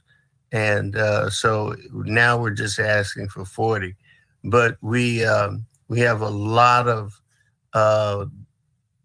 partners in the community, including the Tri-State Defender, Lemoyne-Owen College. We're establishing a FCC licensed radio station on the campus of Lemoyne-Owen. In addition, we are also expanding our product by developing a website, mosaicmedia.org, which will focus on minority issues, faith, business, some athletics, music, the whole 9 yards. So African Americans and people from different cultures can enjoy news and information that historically come from underserved communities. Next, is that next slide? Yeah. Our goals and our visions are very simple. We, in addition to the expansion of the website, we are going to create a magazine dedicated to the arts, again, faith, music, and culture in the Memphis community. Next slide. The people that we reach out to are, again, people from underserved communities, impoverished communities. The news and the information that we address are issues that are impacting communities. We serve not only the Raleigh area, but we serve the Lemoyne-Owen College area, my alma mater. North Memphis, where my parents grew up, just a host of areas within the community, so we can have some impact and some unified understanding on where people are, and hope that would build some sort of commitment and closeness within here in the Memphis community. Next slide. Oh, that's it. Okay. Any questions? All right. Thank you very much. Any questions from council members? All right. Seeing none, we appreciate the presentation. Next up is Greater Whitehaven Community Development Corporation, represented by Michael O'Harris. Good evening, and thank you for this opportunity. Greetings from the Greater Whitehaven Economic Redevelopment Corporation. My name is Michael O'Harris, and I am our interim executive director. Could we please go to the next slide? So the mission of GWork is what we're known as, is to build broad-based alliances that stimulate financial investment to strengthen the Greater Whitehaven economic base while serving as the lead organization for economic revitalization. Next slide, please.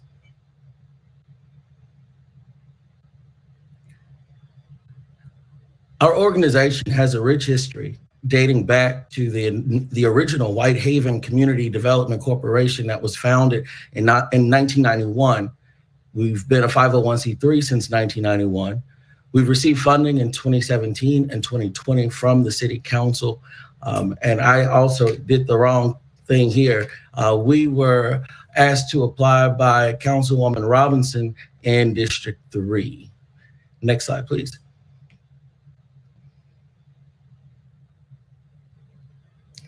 Tonight, we are asking for an investment of $50,000 into our organization. This $50,000 would be split with $15,000 going towards administrative costs, $15,000 going into our grant program, $5,000 going into our GWork Works program, and $15,000 going into our residential program.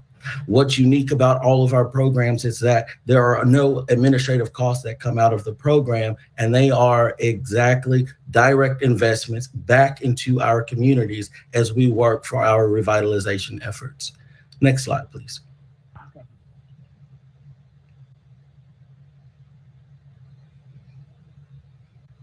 So the problem, the Greater Whitehaven community has a 95% African-American population, consisting of 61,000 residents and 22,000 households, with a median home value that has remained the same at $106,000. And with 12% of our residents having no high school diploma, we have a 15.6 unemployment rate. And these statistics are as recent as 4 months ago from the Greater Memphis Chamber. 29.7% of the businesses that we surveyed in Whitehaven back in December 2020 have asked for better education and training programs for our business stakeholders. access to capital for expansion and the scaling of their businesses, which would only add to our economic growth. We as an organization very much understand that our success as a thriving and sustainable community is dependent upon the success of our residents, for whom we've developed and are preparing to implement a pathway forward of programming. This economic empowerment of our community is the foundation of our programming. Next slide, please.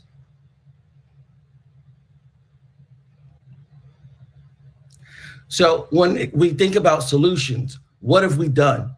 What are we going to do? Well, in 2020, G-Work, with the assistance of the Memphis City Council, was able to provide $32,750 in grants to small businesses and community organizations throughout Whitehaven. Over the last 3 years, our organization has assisted in the creation of 118 jobs, 9 new businesses, and the issuing, by leveraging dollars with our community partners, $96,000 in grants and $200,000 in business loans. We are collaboratively working with the community to develop and implement equitable programming for the Whitehaven community, to dismantle barriers to opportunities for low to moderate income residents and people of color. In partnership with Pinnacle Financial Partners and several other nonprofits in our community, G-Work Works program will provide start to finish approach in locating, onboarding, advocating for, establishing banking relationships and education, workforce skills training, and equitable employment placement for our opportunity youth and opportunity adults and those residents who are considered reentry residents in the Whitehaven community. We've partnered with Trustmark Bank to begin our residential program for G-Work Residential to provide homeowner education, down payment assistance, and home renovation and grants in our community. When we look at all of this combined, by working with our community and educating them under the auspice of community development, by training them with a start to finish plan with a sustainable job at the end of this training, we're focused on workforce development. By focusing on residential development and workforce development in tandem, and focusing on our economic development through our other programs that are going to boost our economy, we are now focused on revitalizing this community, a community that is long overdue for revitalization. Next slide, please.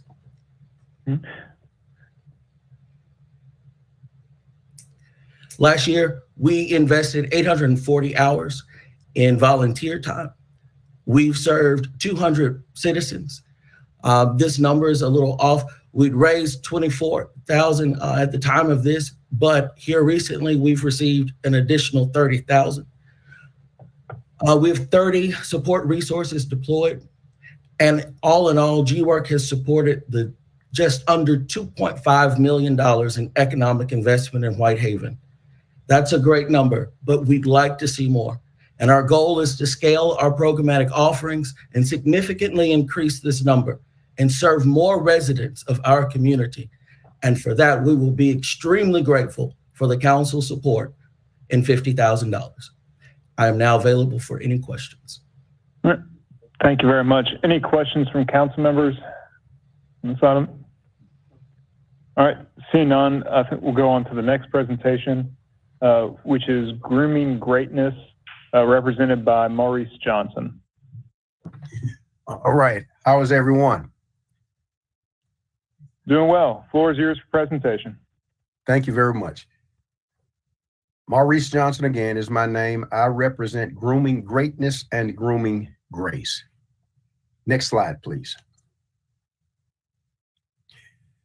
Our mission, of course, is to teach our young people, 13 to 24, how to successfully navigate through life by empowering, educating, encouraging, and exposing. We found that exposure is the key, exposing them to principles, models, and experiences. Beyond that, the impact of this instruction moves them to make choices that will help to change their lives in the present state and redirect their futures for a better life than those that preceded them. Next slide, please. Our organization information as of September 2014, we started this. It was the result of all of the flash mob incidents that were happening in this city. Flash mobs has proven to be a terrible thing. And God dropped in my spirit to groom the greatness that's in our children and give them a chance. Stop the flash mob incidents. Teach them to govern themselves in a way that will be appropriate. And I went to men and women of the baby boomers age, and they, again, with me, came along with me, and we determined that we would deposit back into them some of the attributes and characteristics that allowed us to successfully navigate the system in a way that we could all be better as a result of it. We have been a 501c3 since 2016. Next slide, please. We're asking for 42.5 this year. We are looking forward to getting back into sending our children to Florida for the aerospace camps that they have been participating in over the years. And then, of course, the April 4th Foundation in a conjunction with another 501c3, and then Footsteps, mentoring our youth through technology is another. We're also doing ID Tech. Those kinds of things are really helping our children be ready for the jobs and the future ahead of them as they finish school. Next slide, please. The problem, young people face numerous challenges. There's inappropriate behavior, educational disparities, peer pressure, lack of skills, and unemployment is one of the major challenges with which they will be faced along the way. The Grooming Greatness program contributes to teens and young adults by exposing the participants to speakers, to programs, and to activities that promote understanding, that increases knowledge, and that helps to expand their opportunities for success. The teens and young adults have been adversely impacted, as you know, by the COVID-19 pandemic, as we all have, and in the areas of education, financial job opportunities, and social media, mental and cultural development. Grooming Greatness and Grooming Grace is really beginning to help impact them in a positive way and allow them to talk it out, share with others about it, and have counselors speak to them in ways that will help them to release some of the pressures that are a result of the pandemic. G2 has adjusted our meetings and our program plans to comply with recommended guidelines and safety rules. Next slide, please. Next, there we go. The solution, Grooming Greatness has demonstrated historically community engagement by providing food baskets, school uniforms and supplies, scholarships, community leaders and speakers. We just, as a matter of fact, helped a school with a teacher recognition, and some of the students that were in need of clothing and supplies, we got them to them. Entrepreneurship, business training, technology, ACT assistance. We teach our children every challenge, every chance that we get, and even virtually about the ACT testing, how it's done, how you have to think to get it done. And of course, the programming that we have positively affects not only the children, but the communities of which they're part. The mentees of G2 are being transformed by assets and to become assets to the community. We found it's true. It is easier to build strong children than it is to repair broken men. Next slide, please. Next slide, there you go. The numbers of volunteers and administrative hours invested 7,056, number of citizens served 1,645.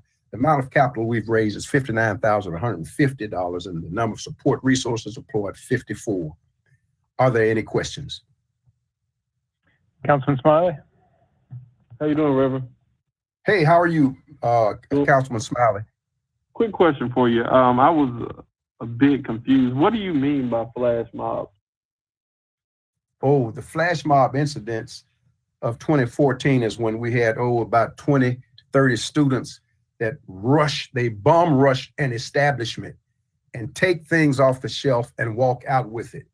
But in this particular instance, in 2014, September of 2014, they went in, they jumped off cars, kicking people in the head. They were throwing pumpkins. They literally knocked a man out with a pumpkin and kicked him.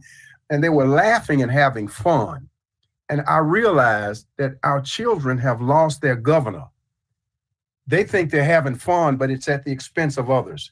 So immediately, we went to work, and we've been training them and helping them to think rationally, logically, and think before they act. Okay, thank you. You're welcome. Thank you. Any other questions from council members? All right, seeing none, we really appreciate the presentation. We're going to move on to the next one, which is HEAL 901-HEAL Memphis, and the representative is Darrell Cowan.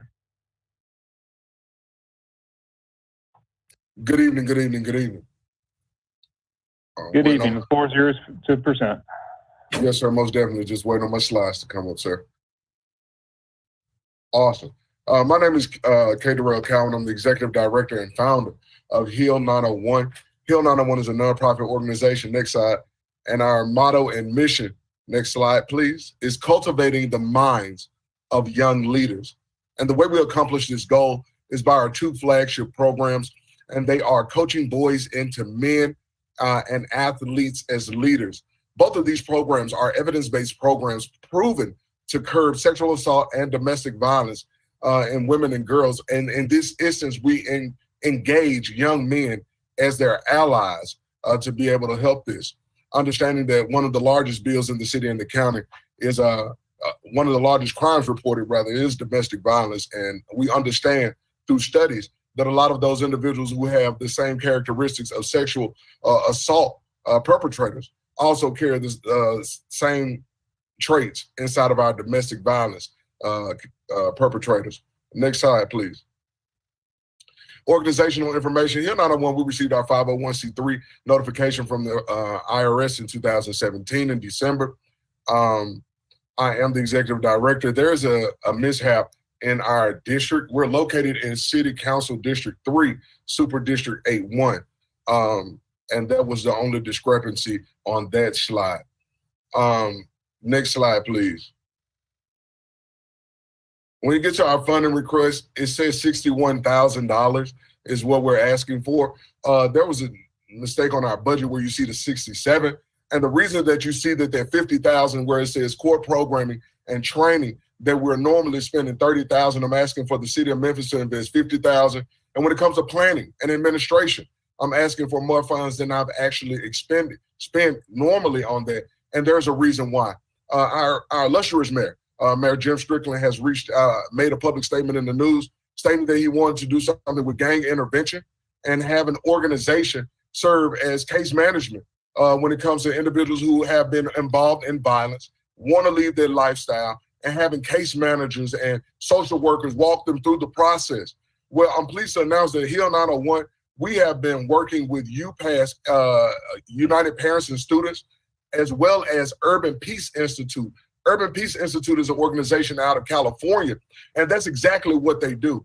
And I look forward to being out in California in July with the executive director of the Urban Peace Institute, Mr. Torres, to learn more about how they do this and how do they get these individuals to a point to where they, after this crime, they actually work with the police officers to find who was the perpetrator, as well as remove themselves from those situations in the future. And I look forward to bringing that knowledge back to the city and helping the youth in our city.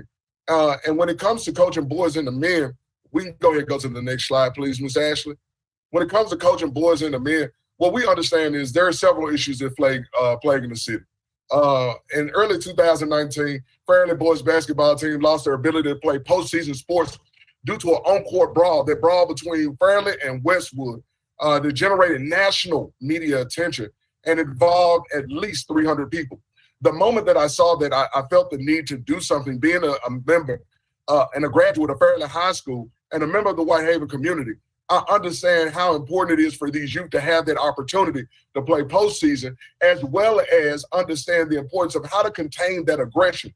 understanding that in sports, you have the ability to be aggressive, but when you get off the field, off the court, you have to contain that energy, and you can't walk around and act like you would on the field. I'm pleased to announce that when we were working with the boys basketball team in Fairleigh, we were actually able to go before the TSSAA, Tennessee Scholastic Secondary Athletic Association, and help them get their playoff opportunities back after successful completion of our program. The program was so impactful that they saw us do it fairly, that they actually awarded Westwood their playoff chances as well, due to the fact that they work that we was doing. There are several other things that we do in the community, but our main goal is to curb youth recidivism. We have a problem with our youth going to jail, not only going to jail, they're actually reoffending. And that's something that we need to change. And with coaching boys and the men, it sounds as if it was originally created for athletes, but I've worked with Futures Without Violence, which is the organization that created this program. We worked with them over the pandemic on coming up with virtual models. And what I realized, well, I could cater that program to fit the youth of Memphis totally different, and it serviced more than athletes. And the more that I saw it working, I realized that that program that I'm working with is not my own. So with our partnership with the interns from the University of Memphis, as well as UT Knoxville, who sends us interns and social works, and I have the only licensed master sports social worker in the state of Tennessee as my assistant director, we all have come together and we've actually created a program just for Memphis that we look forward to piloting inside of Green Dot Public Schools through the Achievement School District, and with our partnership with Shelby County Crime Victims Rape Crisis Center, along with the Step Ahead Foundation, along with Restore Corp and UPass. Next slide, please. You're approaching 6 minutes already. If you could begin to wrap up the presentation, please. Most definitely, sir. The solution is, if with Hill 901's having the funds that we need to go ahead and continue these programs, I assure you that we will see a change. Currently, we're working in 2 of the 3 high schools in the Whitehaven community, and we know that effectively the change that we're seeing in this school, these athletes are leaders. And if we can change the mindset of these individuals, unlearn and relearn, if we can change their mindsets, not only do we change the fabric of the school, we change the fabric of families, as well as we change the community. Thank you all for your time. We look forward to you all putting your hands to the plow and assisting us with this wonderful work that we're doing at Hill 901. At this time, I pause and regret for questions. Thank you for the awesome work. Any questions from council members? All right, seeing none, we really appreciate the presentation. We're going to go on to the next presentation, which is High Ground News. The representative is Emily Trenholm. And council members, we just passed the halfway mark in terms of presentations for the evening. Hi, everybody, and thanks for inviting me to be here today. I'm Emily Trenholm. I'm the Community Engagement Manager for High Ground News. Next slide, please. So High Ground's a local online publication, news publication. We focus on solutions journalism, which is a national model that counters the traditional media narrative of cities and neighborhoods, which is, crime, blight, failing schools, et cetera. We cover those issues, but we cover them through the perspective of who is working to address those issues. So entrepreneurs, community leaders, nonprofit organizations. It's a grassroots model. We're known particularly for our On the Ground series, where we embed a team of journalists into a neighborhood and cover it intensively, working with neighborhood residents. And the list of the neighborhoods, we've done about 15 neighborhoods so far, covering most of the low and moderate income neighborhoods in Memphis, and that list is on the last slide. So I won't read those neighborhoods out, but you can see them there. So next slide, please. So we've been around since 2014. We're actually applying through Community Foundation. Community Foundation is our fiscal agent on this project. We haven't had any funding from City Council before. We've been funded by HCD in the past, although not currently. We're actually not located in a particular council district physically. We are a virtual organization. I do think probably we've covered intensively, organizations and news stories in all of the council districts because of the On the Ground program. And you can just see the last bullet. That's kind of our typical, a couple hundred articles every year, photo essays, videos, very focused on what's happening from a solutions perspective in Memphis neighborhoods. So next slide, please. So this is the budget. You can see we're requesting $25,000. The lion's share of that is going to engage editors, writers, photographers, videographers for this entrepreneur series we're proposing. A lot of those freelancers are local neighborhood residents. We have a program called Community Correspondence where we train residents to be freelancers. So a lot of those, and the others are just are small entrepreneurs as well. So that's, we're not asking for much other support, a little bit for community engagement, and admin, but the primary is going to be for the people that are actually going to produce the journalism. So next slide, please. So we identified this as an opportunity, not as much of a problem, but it's the lack of news coverage of minority women entrepreneurs. Economic development coverage locally in the media is usually big projects, Amazon or the convention center. There's not much coverage of entrepreneurs generally, although we do focus on that, but especially women of color. So we're aiming to fill those gaps by producing a series of profiles, articles and videos called Women Working It. And as I said here, we have a track record on doing that kind of thing. I think later on the next slide, there's some links if you want to see the articles, some of the articles we published. So next slide, please. So anyway, we're proposing a year-long project. It's going to be a series of articles and videos lifting up the stories of women entrepreneurs. We started this series a couple years ago and have done several articles, but we're seeking additional resources to really build it out. We haven't been able to do more than a couple of articles. But as I said, you can link here, you can see some of the stories we've done. So it's going to be features and profiles of home-based and neighborhood-based businesses, strategies to help grow investment in women and led film. Sorry, I'm rushing because I'm trying to get in under my 5 minutes. And just generally editorial supporting that focus area. So last slide, please.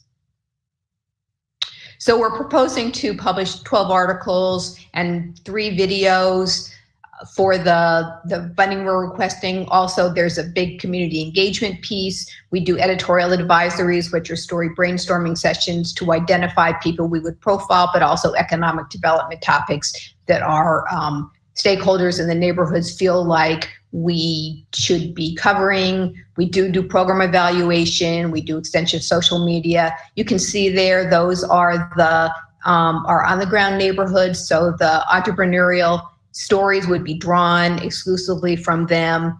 And as I mentioned, our reporters are community-based. So the funding would go to support these community correspondents and others in the neighborhoods who would be producing these articles and these videos. So, and I'll be happy to answer any questions that people have. So I appreciate the opportunity to present. Okay, thank you so much. Any questions from council members?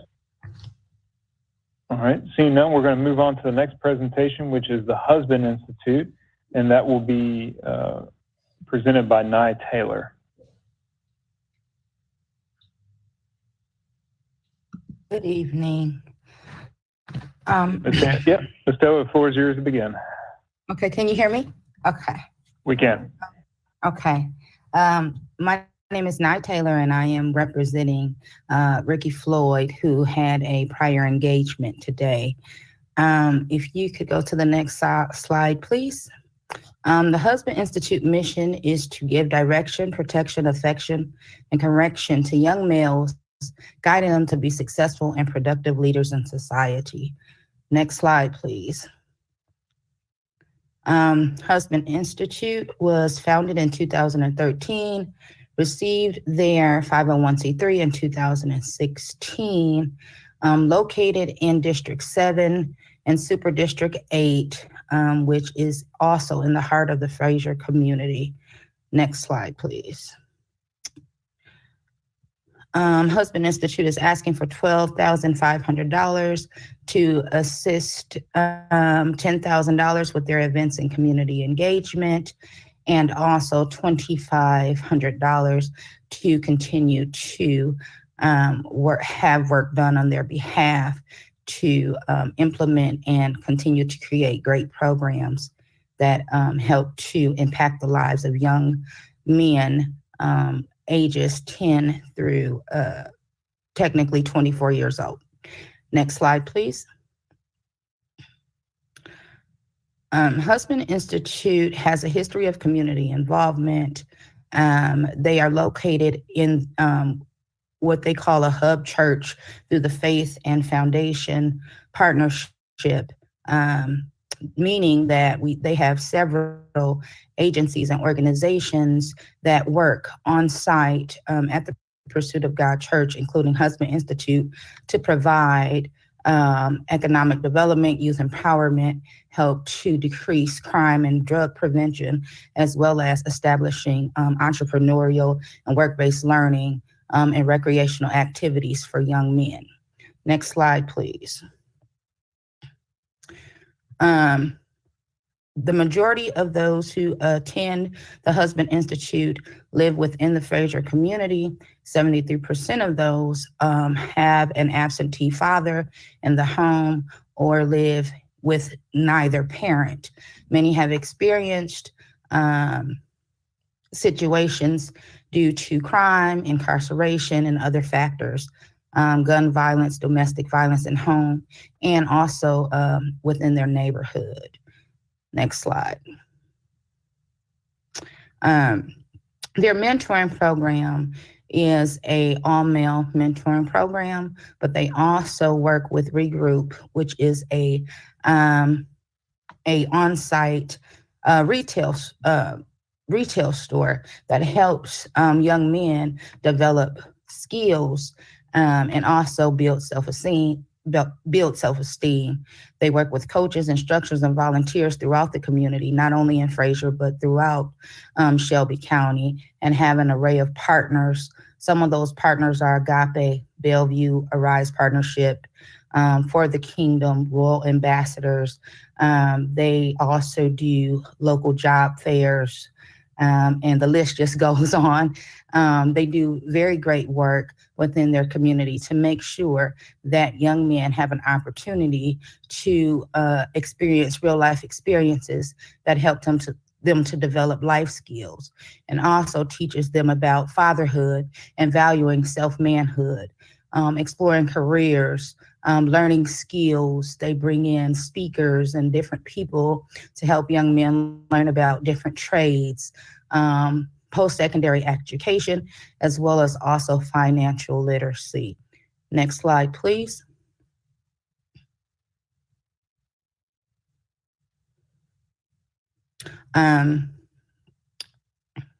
Next slide. Okay. One back. Sorry. Okay. Participants of the program also work with a curriculum that helps to talk about health. And health is an ongoing thing through a champion mindset, which teaches young men how to take care of themselves. So they have Taekwondo, they do karate classes, they have basketball, different tournaments. They partner with other organizations to talk about wellness, not only physical wellness, but also mental wellness, and helping to develop things that are going to help them in the long run, as far as they have a food trailer program and the young men actually volunteer and work and raise money, as well as their fellowship program. Next slide, please. Husband Institute has worked with over 700 young men since their conception, and 95% of them are defined under the state poverty guidelines. Next slide, please. The fellowship program, as we just talked about, just helps to build that job readiness and also teaching them how to invest in oneself. Next slide. So the solution that Husband Institute demonstrates is they are a presence in the community. They bring together families. They offer mentorship. They have a very great volunteerism program. They are huge collaborators.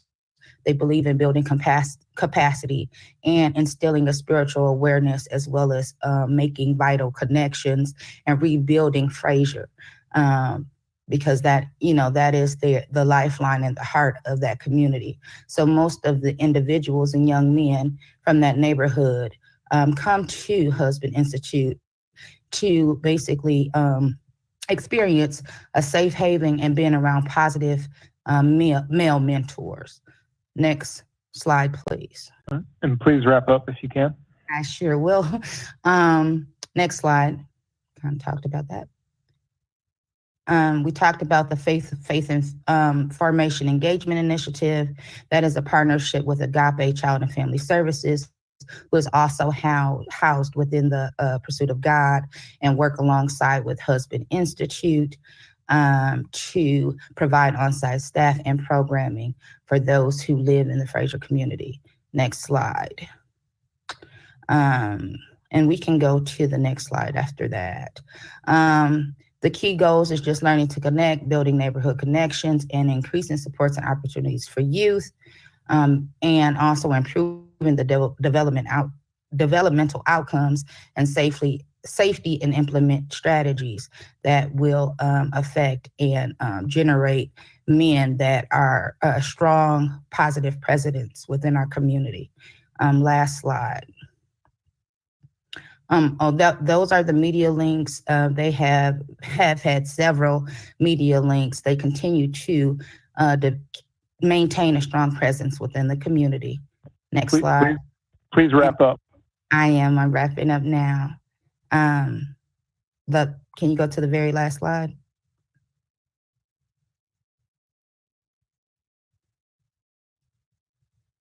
Okay. Okay, I think if you have any questions, I think that is pretty much self-explanatory. Okay, thank you very much. Any questions from council members? All right, seeing none, we're going to move on to the next presentation. We appreciate everybody's time here tonight. And the next presentation is Inner Light, and the representative is David Rose.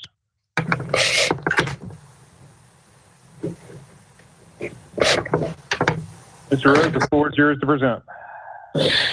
What's good, everybody? My name is David Rose. I'm really blessed and amped to be here with you all. Just wanted to give a shout out to all the nonprofits. I can see you all are doing a great job investing in the community that I'm from, that I was raised in, and just to see you all prosper is a blessing. Again, Inner Light is all about collaboration. So if there are any nonprofits that hear something interesting today, please reach out to us. And I'll put my contact information into the chat at the end of the presentation. Today, I have with me both of my board, a couple of my board members, Dr. Francis Fabian, University of Memphis professor and developer of our entrepreneurship, as well as Larry Tolbert, who has been with Inner Light since our beginning and board president. We can move on to the next slide. Inner Light mission is to restore communities through innovative youth programs and community development projects. We spread light, life, intelligence, generosity, humility, and talents to provide positive impact on society. So today program we're talking about is Start You. The mission of Start You is to educate and engage students in the areas of entrepreneurship, social entrepreneurship, and financial literacy. So how do we do this? We break it down in 3 simple steps. 1, we educate through our curriculum, which is in partnership with Junior Achievement, as well as the University of Memphis Crew Center for Entrepreneurship. We provide mentors to increase student success in a group mentorship type of style. And then we host, which is our favorite, online as well as in-person pitch competitions, where students are able to present their ideas for funding. And we've been getting funding away since 15. The vision that we're trying to make is clear: to create a culture in which students are knowledgeable in the fields of entrepreneurship in order to create impact in their communities, stop solving people's problems for them, and give them the tools and the resources so they can innovate and find the answers and solutions to their own problems. Please continue. So just roughly, I started the organization back when I was a student at the University of Memphis. Matter of fact, several of the individuals that presented today, I've met with them, sat down at your feet and learned from you all. So I appreciate for all that you poured into me. Again, that's my contact information if anybody wants to reach out to me. And since we've had a virtual program since 2019, reaching out to students, we have served in a lot of different areas in Memphis. So we're not tied down to one area based on location. Please continue. So just to nip it in the bud, what does 15,000 do? 15,000 allows us to create a secure, effective online platform that students can learn, they can receive mentorship, as well as they can pitch their ideas from a virtual platform. And if we know anything about the pandemic, it has solidified that virtual learning is going to be the future, whether we like it or not. So as our organization grows and continues in our outreach and our mission, we want to make sure that we focus in on that entrepreneurs, on that online entrepreneurship education platform. And as you can see in the budget, that's what it will be used. And after paying for that, perpetually it can be used. So it's not something you have to pay for every single year. Once you build it, it's done. It's the internet. We know how that works. We could continue on. So what's the problem? There is a big problem. One of the biggest problems that we live in is in the city that's almost 65% Black, but there's 73% of the companies that make money are white. And another issue is that in our community, the lack of education in that financial literacy and in that entrepreneurship area. Also, 64%, this information is coming from Biz Journal, which is also coming from the U.S. Department of Education, as well as other places, that there is 46 times of revenue toward white business than Black business. A lot of them, they don't know how to conduct proper business. That's the main problem. As you can see, since 2014, we've been educating our youth, primarily high school and middle school students, about entrepreneurship. Please continue. And so our solution is very simple.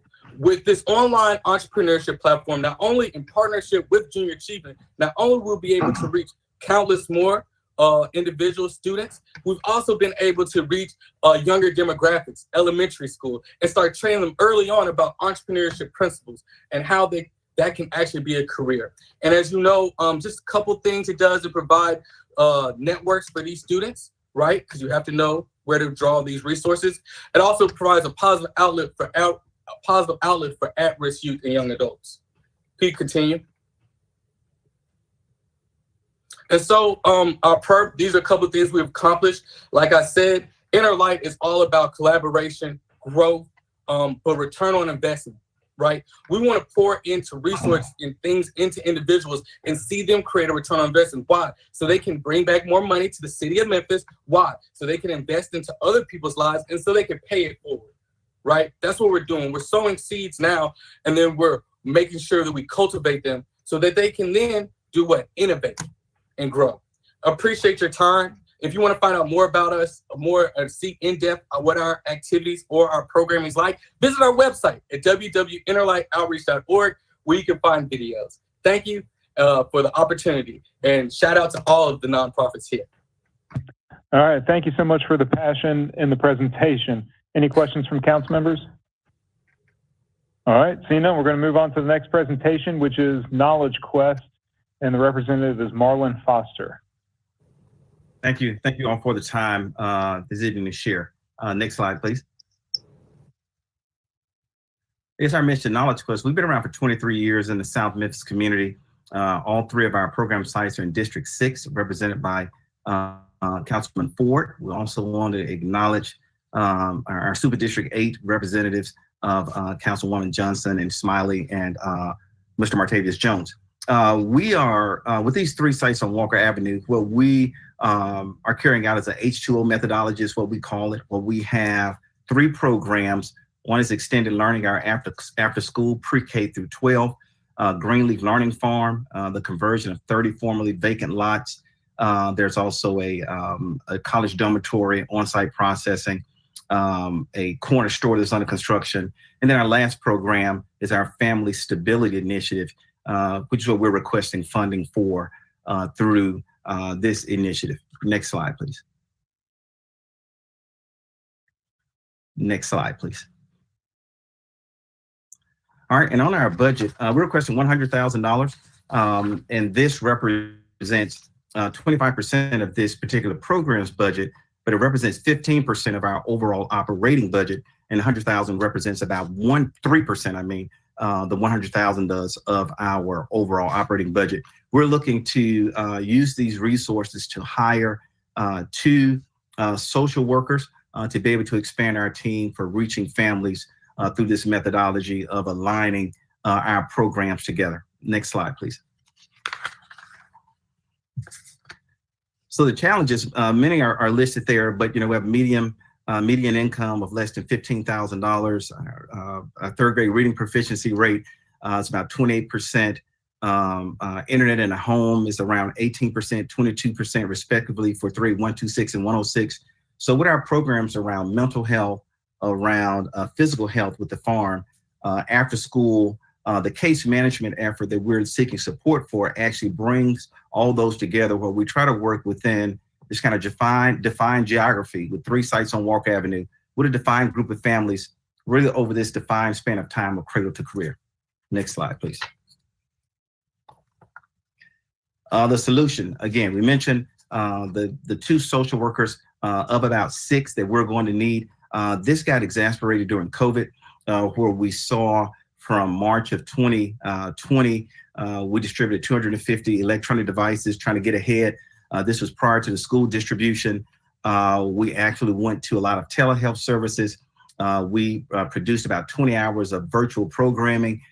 So we now have this huge influx of additional constituents that are engaging our services. We really need to increase our capacity to serve them.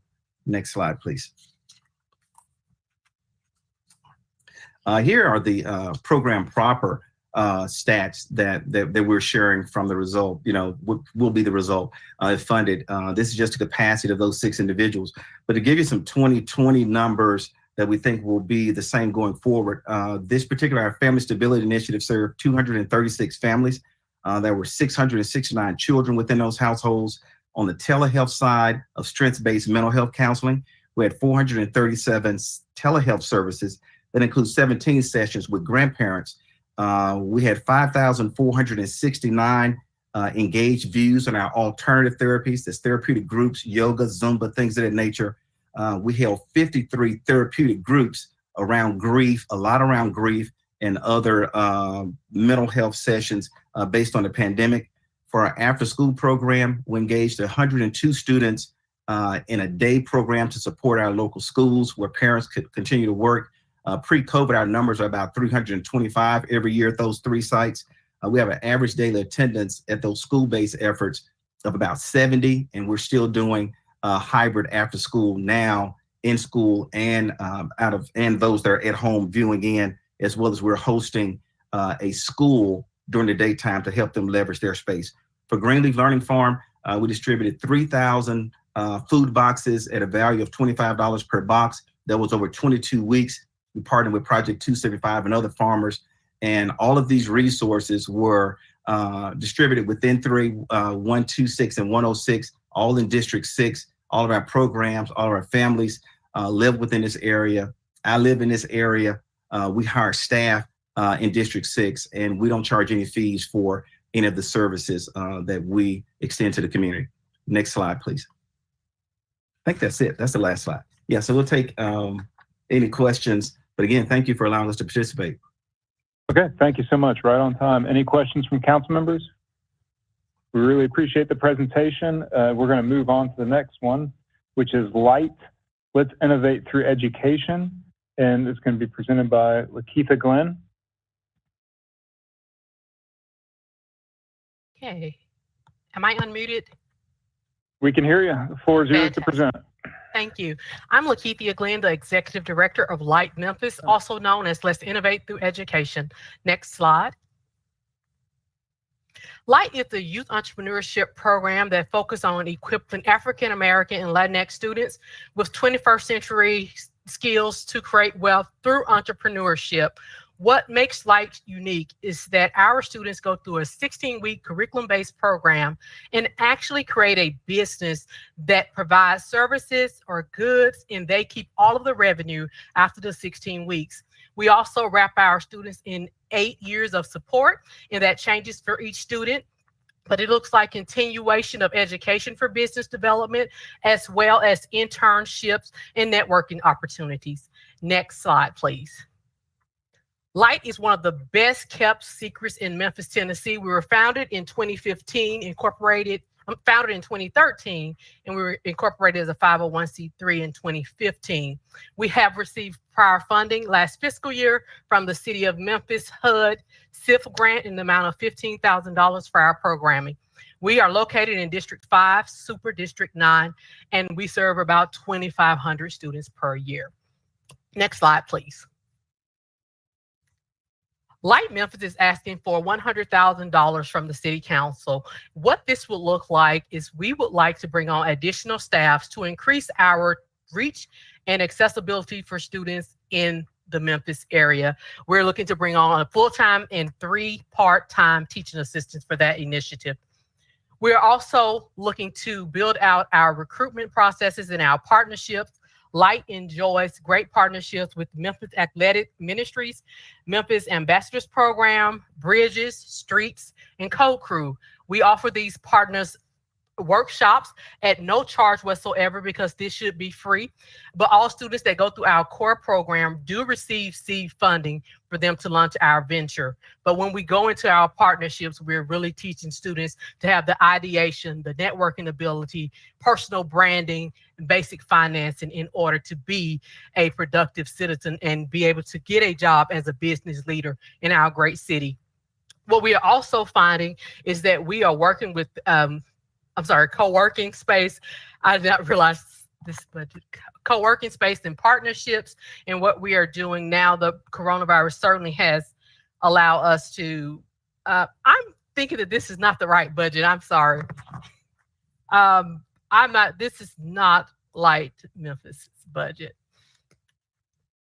I'm not sure how that happened. But I'll just go with this and we'll go forward. But the other additional funding was for the micro grant. We sent over a wrong budget and then we sent over a right one. So I'll go with this for now. I'm sorry about that. But we're asking for additional funding for micro grants for our students because our students launch their venture and then they go on it on their own. And what we are finding is that our students are unbankable. One, because they don't have the resources or access to family capital, but secondly, because they are under the age of 18. So we have created a micro grant program that will fund our students with forgivable grants that they have to hit certain metrics in order to receive that funding. And then they will go through our entrepreneurship ecosystem. We will pass them on to Junior Achievement and then Epicenter to continue their business ventures here in the city of Memphis. And I apologize for that incorrect slide, and I will pause here for any questions. Okay, thank you very much. Any questions from council members? I think we have Councilman Logan in the queue. Yes.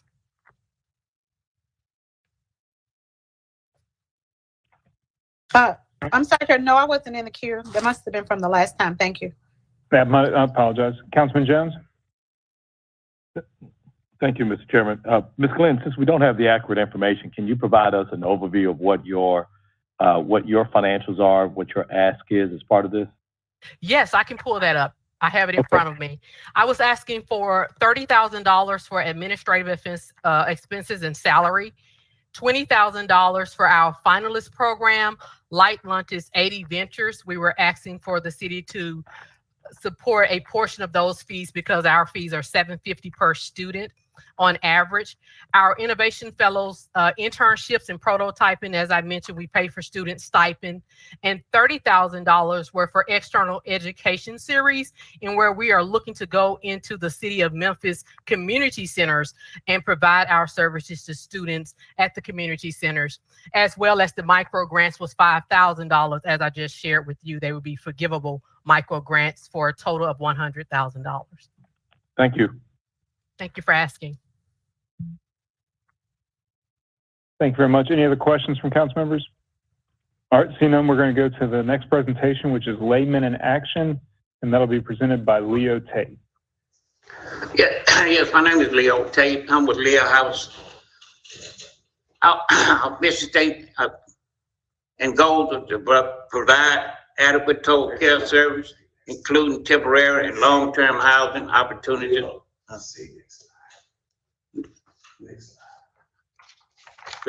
Next shot, please.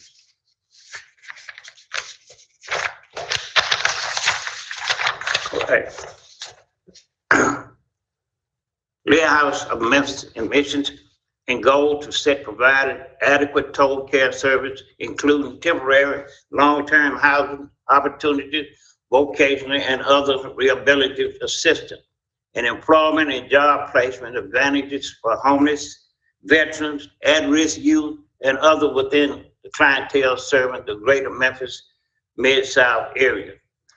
We to encourage and empower participant individuals to promote good health, to change participant environmental factors, to stress the need of individual positive community interaction, to assist affected communities in value restored, to expand network for acceptance, molding, and consistent replication of these proven community restoration principles.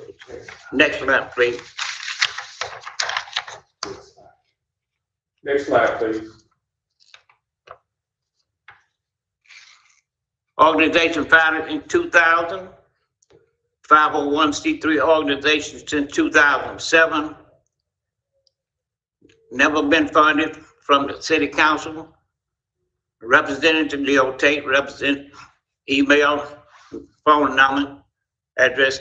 Next slide, please.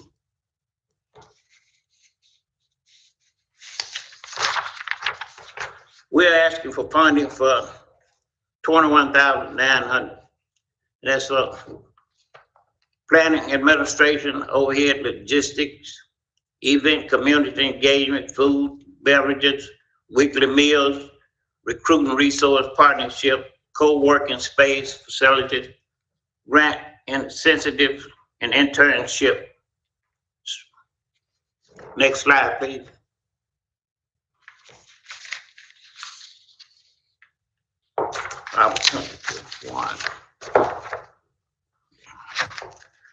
Leo House vision to encourage and empower participant individuals to promote health, to change participant environmental factors, to stress needs for positive community interaction, to assist affected communities in value restoration, and to expand network for acceptance, molding, and consistency. Leo House is an acronym for Laymen in Action. We are a nonprofit organization with a 501c3. Our sole purpose is to assist homeless, veterans, and ex-offenders, both male and female, in their quest to successfully re-enter society to productive citizens. Upon release, many veterans and our ex-offenders have no place to go. It is our mission at Leo House to ensure that they receive a new start in life. We aim to achieve these goals by providing participants with our total care service package. These services provide participants with temporary and long-term housing opportunities, vocational and other rehabilitation. What makes Leo House unique, although the mode of care, most transitional homes provide good results for stability purpose that is easily quantifiable, listed procedures, and the plan. The category includes new long-term assets needed as follows: $500,000 for long-term accessibility housing and $150,000 for initially furnishing after the renovation. Responsibilities, education, and spiritually economics. Each participant has a specific item within their case in which Leah House staff helps them individually address, restore, and redefine their own lives. The overall population we wish to serve are 18 and older, people in need of daily assistance who value community and the contribution of their peers. Since Leah House will become their home, we especially are seeking residents willing to make this house a home and learn from and teach each other. We also recognize that we must meet the somewhat different needs of our resident families who will help them decide to live with us or rehabilitate here, and who will almost certainly be contributing to the monthly payment necessary to provide for them. Next slide, please. If you can begin to wrap up, you're approaching 6 minutes on the presentation. Thank you. All right, sir.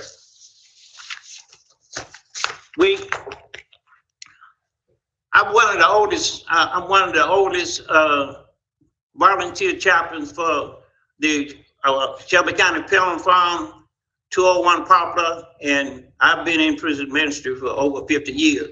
And I've seen the need, and I have housed men even from back into 1970s up until now. So it's very much needed. I could go on, and to expedite time, I appreciate you listening to my presentation, and I hope and pray that you would take heed and understand what's needed. Thank you.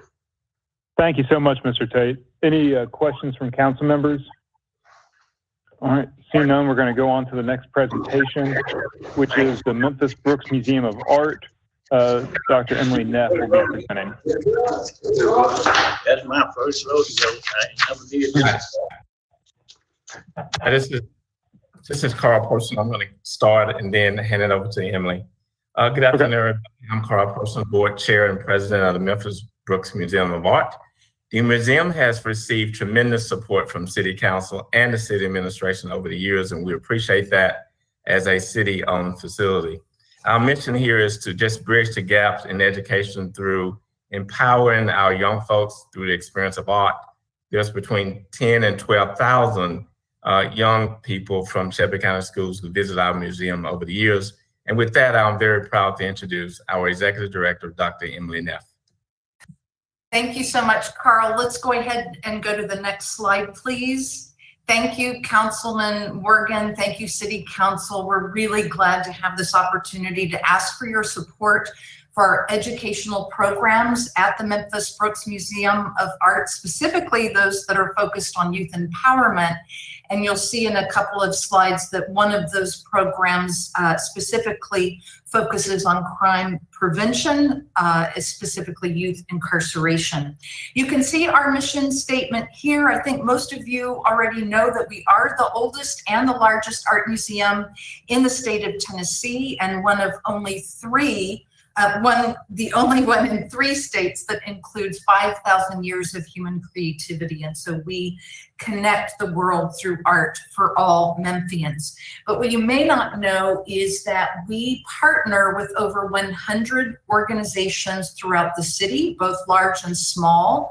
So smaller neighborhood-focused organizations like the Carpenter Art Garden, to larger city-forward entities like the Shelby County Schools and Latino Memphis. Next slide, please.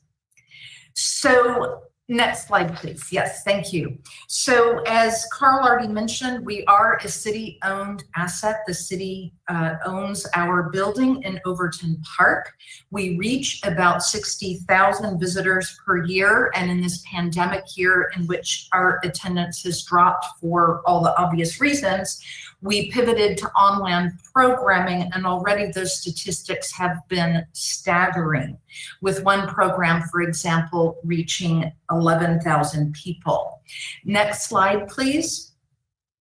We are requesting $100,000. That represents about 30% of our education budget out of an overall operating budget of $3.5 million. Let's go to the next slide. It is absolutely clear, the science and the data is there. There are reams of data to prove it. And it's such an important statement to make that I'm actually going to read it out loud, which is that students who visit art museums show significant increases in critical thinking skills, empathy, tolerance, openness to various perspectives and points of view, emotive recall. And we know that those benefits can be seen after just one museum visit, and those benefits are magnified for students of color, for students in rural areas, and students from high poverty schools. Our programs, we know through the data and through the science, make a difference in our community.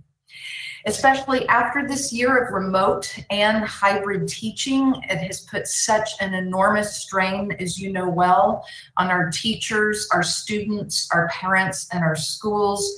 The Brooks Art Museum, as Carl mentioned earlier, bridges those gaps by providing firsthand experience with great world art. Let's go to the next slide. We're showing you our youth programs, most of them, some of which we are well known for. Our signature ABC program, or Art Builds Creativity, which reaches 500 fourth graders in Title I schools. Inside Art, which is a program and a family art gallery at the Brooks Art Museum. It is the only family art gallery devoted to visual literacy in the state of Tennessee. And we teach our students to read, but do we teach them how to see? And in this media-rich society in which we all live, that is a critical skill. Art therapy access. Since 2007, we have advanced credentialed art therapy programs in our community. One in particular with JIF, or Juvenile Intervention and Faith-Based Follow-Up, in which we work with youth offenders. That has been a great success of a program. Our Mid-South Scholastic Art Awards, in which we receive 4,000 entries annually from students between 7th and 12th grade in more than 100 area schools. Our homeschool day programs, which we do at the Brooks and online, reach about 1,800 homeschool students over the course of a year. And we are known for our Dia de los Muertos collaboration, which we collaborate with a number of different entities. It's an annual event that attracts 5,000 people per year, and many other programs that you see listed on this slide. Let's go to the next one. We do reach 10 to 12,000 youth annually and always are working to engage more. We put on 175 programs annually for youth in our community, and we serve approximately 150 K through 12th grade schools. So in short, art museums do matter, and we hope that you will support the city's art museum and the children and the youth and young adults that it serves. I'll pause there, and Carl and I are available for any questions that you may have. Okay, thank you very much. Any questions from council members? Seeing none at the moment. Really appreciate the presentation, and we're going to move on to the next one. We're now in our final 9 presentations, and I appreciate everybody's patience and endurance as we work through those. Next up is Memphis Christian Pastors Network, being presented by James Kirkwood. Good evening, everyone. It is absolutely wonderful to be here. So you all, thank you that you are. Are you with us, Mr. Kirkwood?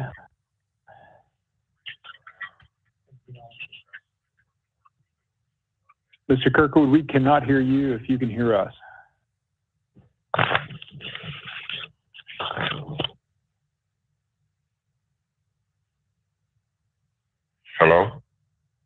there you are. Okay. The floor is yours to present. Okay. I'm sorry. Good evening, everybody. I was just saying I'm happy to be before you, and I appreciate all the work you all do to make our city move forward. Memphis Christian Pastors Network started in 2016. And it started during the time when there was so much unrest between law enforcement and civilians. Pastors came together for the specific purpose on figuring out what could the church do to help alleviate a lot of the problems that the community was facing. And so up comes the Memphis Christian Pastors Network, and we've been working on the ground ever since, partnering with community organizations to figure out solutions. Next slide.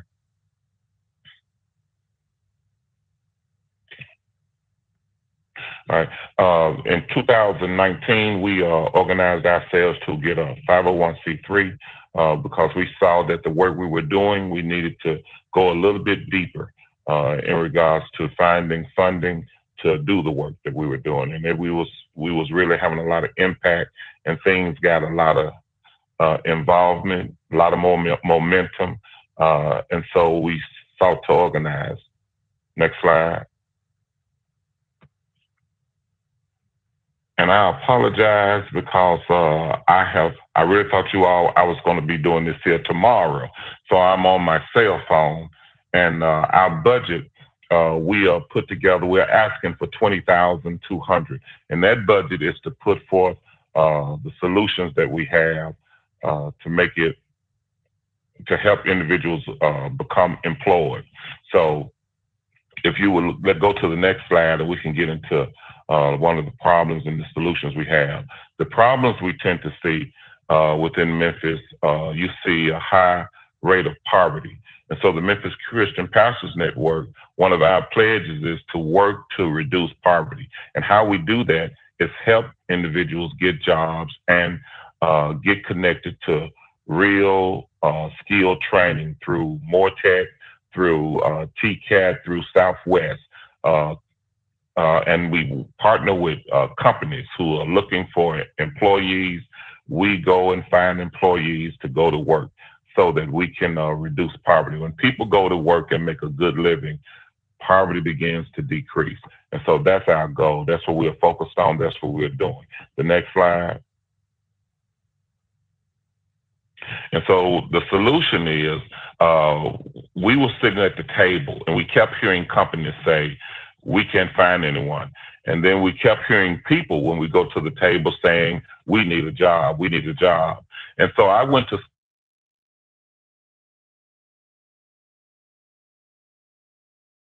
and I said, okay, what is hindering individuals from getting these jobs? And here's what the HR people were saying, that the resumes were not done properly. The interviews were not done well.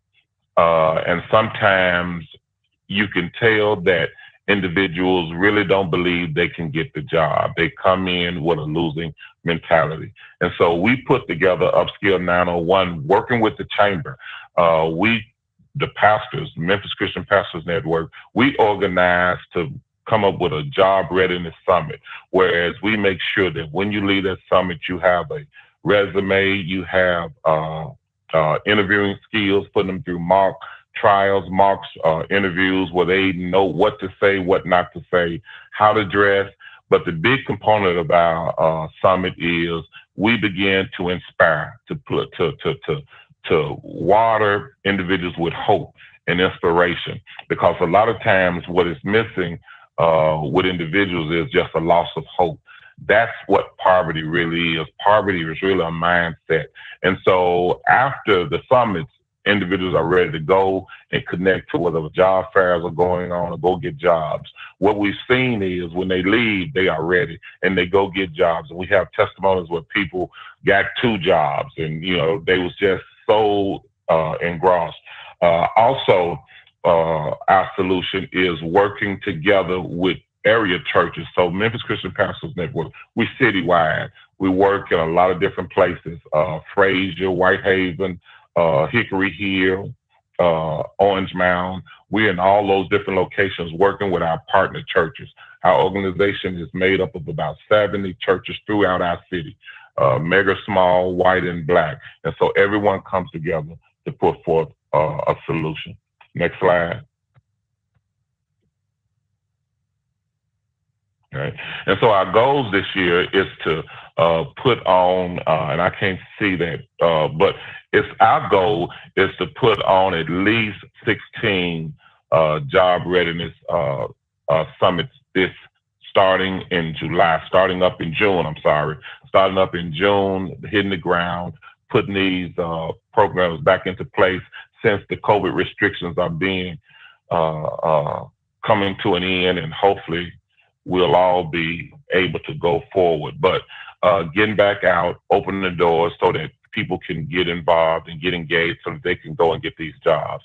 We work with companies and we're working with churches, and we're working with the chamber as well as Tennessee Jobs and a lot of different organizations to make this happen. All right. Our goal is also to make sure that we connect our young people to the skill training programs that are out here. Technical schools and vocational education took a big hit. And so there's a big gap. There's a big void of individuals in need. And so we want to put on seminars and summits where our young people, the mothers and the fathers and the young people, can know and learn what Tech has to offer. Plumbing, HVAC, what Southwest has to offer, machinists, all the different programs, carpentry that's out there with Tennessee Home Builders, even within high schools, the different programs that are coming online now in vocational. So the pastors and the network is working to make sure that we get that information out so that we can begin to put young people into the pipeline so that those careers and those vocations that are now at a deficit young people can start finding their place in there, and they can begin to make careers and make money that will move us out of poverty, but also enable them to be able to take care of family and have a functional life. Next slide. And that should be it. All right. Thank you so much for hearing me, and I appreciate all the help you can give. Thank you very much. Any questions from council members? All right, we appreciate the presentation. We're going to move on to the next one, which is Memphis Cotton Makers Jubilee. Clyde Vinson will be presenting.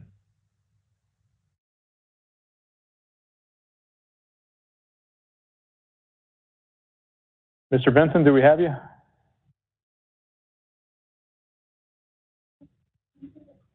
Okay, can you hear me now? I hear somebody. Is it Mr. Caldwell instead of Mr. Vinson that's going to be presenting? Yes, I'm here.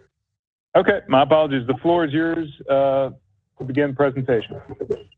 Okay, my name is Clyde Vinson, and I am the general chairman of the Memphis Cotton Makers Jubilee Museum.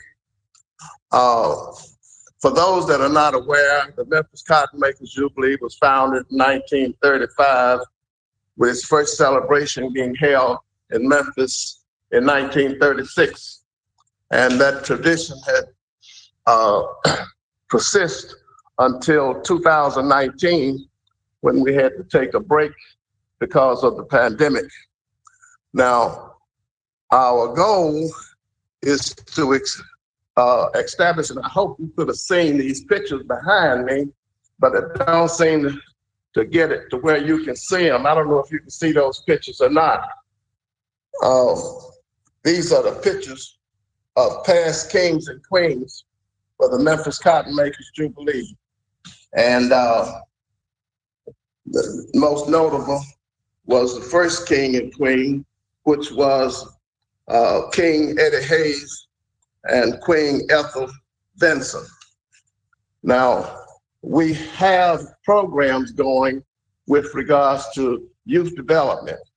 Our museum is going to be established first at 256 East McLemore And we hope to be able to outgrow this location in a few years.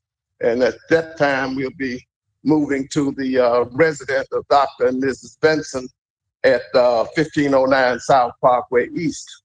But until that time, we're going to be making our presentations to basically college students, high school students, and grammar school students to come and experience the rich heritage of the Memphis Cotton Makers Jubilee that have existed for over 85 years.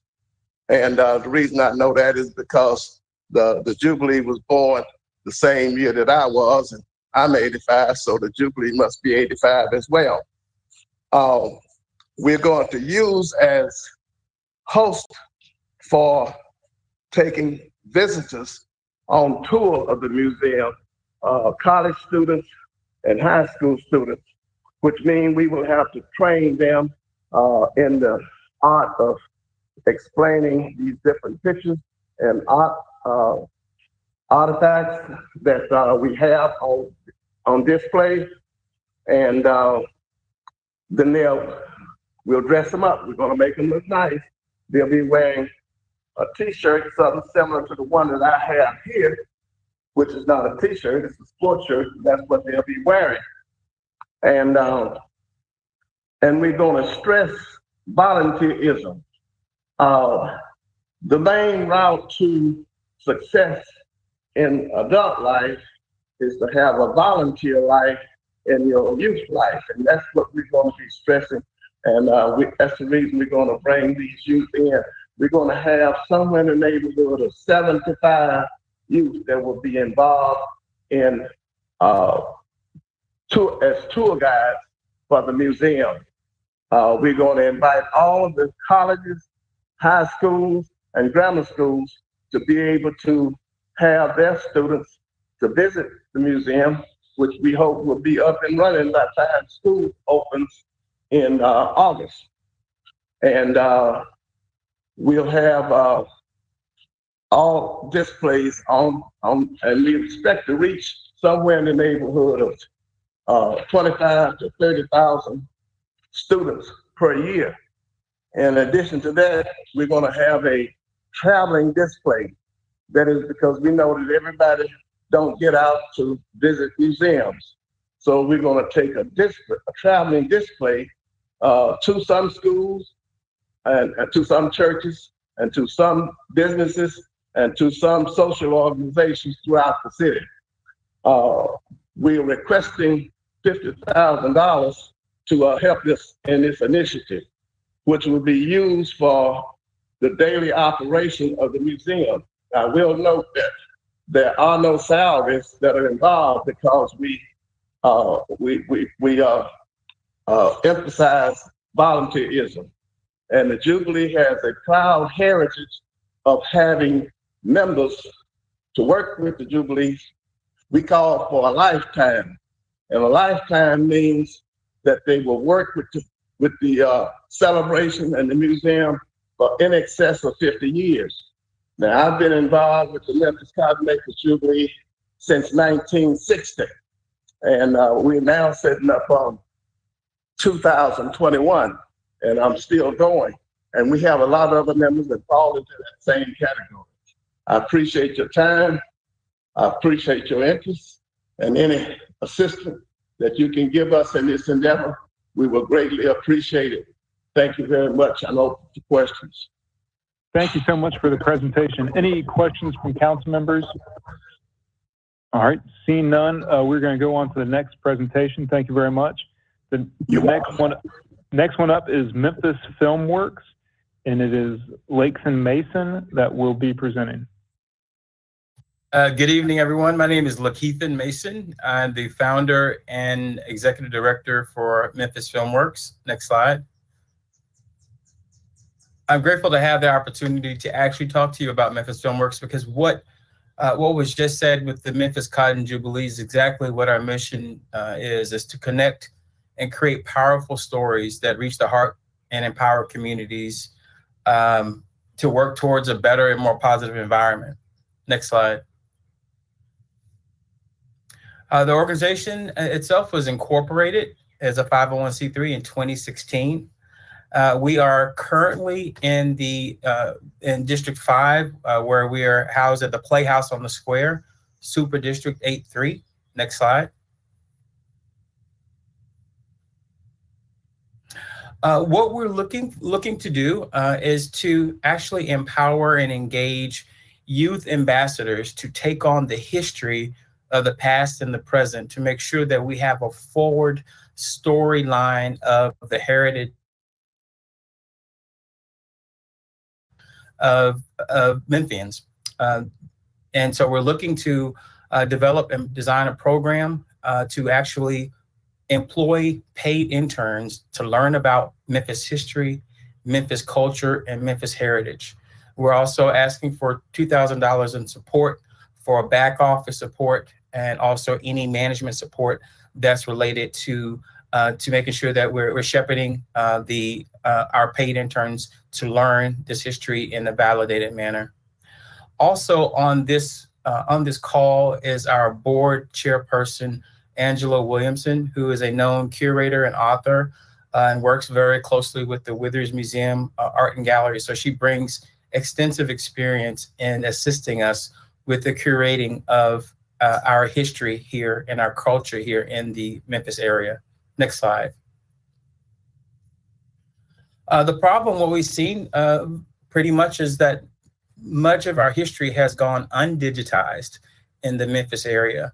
And so Memphis Filmworks has worked in the last 5 years, has worked very diligent to make sure that our history is preserved and digitized in a way that our youth and our communities can absorb them, digest it, and carry it forward. So we've seen in recent years our inner city schools becoming disconnected from that history. And so we want to reconnect and actually re-energize our youth and create ambassadors for our history and our stories moving forward. The solution, next slide.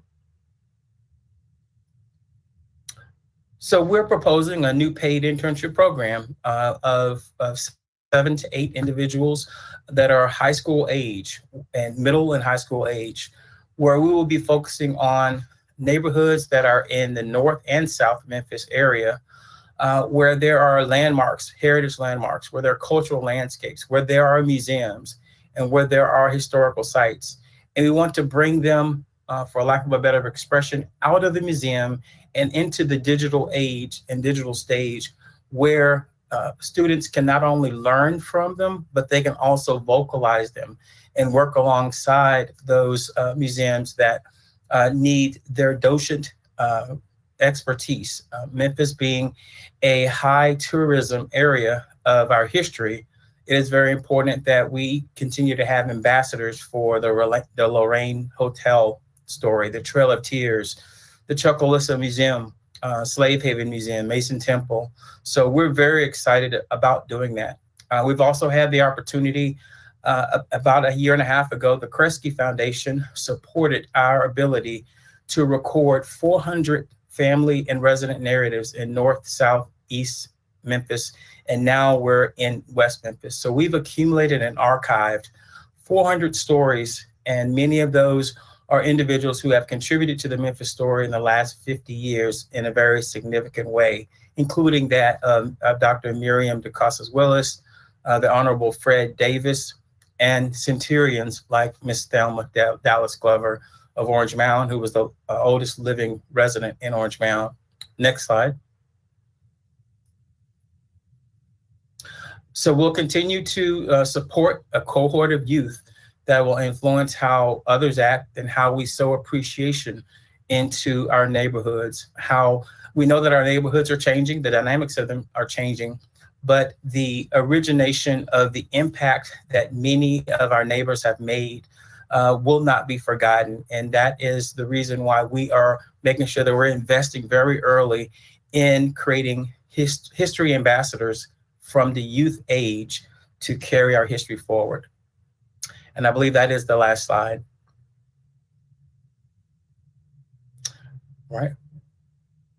So since our inception in 2016, we've hosted and produced digital stories again, through the Kresge Foundation. But I would say one of the most life-changing stories that Memphis Filmworks has an opportunity to produce was that of our worthy hero, Tom Lee. We were commissioned by the Memphis River Parks to do a dedication story on Tom Lee. And even after that particular video story came out, we were very surprised at how many Memphians did not even know why the park was named and who it was named after, and the sacrifice that this worthy hero made. So our investment into Memphis is to make sure that we're continuing to pull out those Tom Lee stories and to make sure that we have ambassadors to keep them forward. The stories of Maxine Smith, the story of the Honorable Fred Davis will live on through the work and through the voice of our ambassador program. So we are piloting this program to begin imparting into youth that are interested in history, and of course carrying our history forward and perhaps becoming new future museum directors that will understand why Memphis matters to the world. Thank you so much. I appreciate your time. Thank you for the presentation. Any questions from council members? All right, we appreciate your time as well, and we're going to move on to the next presentation, which is Memphis Partnership Advocates for Community Development. The presenter will be Angela Martin. Good evening, council members. Thank you for your time. I am Dr. Angela Martin, the Executive Director of IMPACT, which stands for Memphis Partnership Advocates for Community Development. IMPACT was founded on a single vision. Next slide, please. And that vision was helping communities thrive, not merely survive. And with that vision, we wanted to bring it into fruition with a mission to do the following. Next slide, please. Our mission is to build quality homes in impoverished communities that are safe, affordable, and desirable places to live, to help entrepreneurs launch businesses that inspire, develop environments where families can create unforgettable experiences that reshape the future, and put an end to poverty through service, education, and advocacy. Next slide, please. We're comprised of a range of leaders and professionals from many different industries, including the business, finance, architectural, and building industry. So we have a wealth of knowledge of experts in the field who provide invaluable expertise to help us really restore these underserved communities and help them achieve economic sustainability. Next slide, please. Next slide, please. Okay, so we were founded in 2019, and we became a 501c3 in November of 2020. We're located in District 7 and Super District 8, servicing about 45,000 residents community-wide. Next slide, please. What you see in front of you here is a budget that we proposed in 2020 that outlines the work that we plan to do with our comprehensive three-phase plan, which is the Community Stabilization and Revitalization Plan. And as you can see, it starts tentatively in June 1st of this year and goes through May 1st of 2022. The breakdown of the expenses and how they'll be allocated are there for you to see. However, I've noticed that some of the other nonprofits have provided how the funds that you'll be giving us or providing to us if we are selected will be utilized. I'll go over that next. Next slide, please.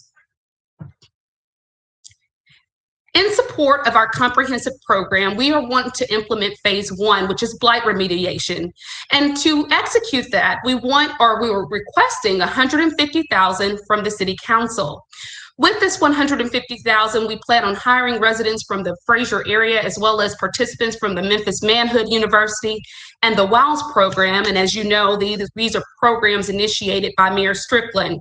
Now, a breakdown of how we plan to utilize the $150, specifically blight remediation, $62,000, equipment rental, $36,760, contractor services, $39,000, utility services, $2,100, and miscellaneous supplies, $8,100. Next slide, please.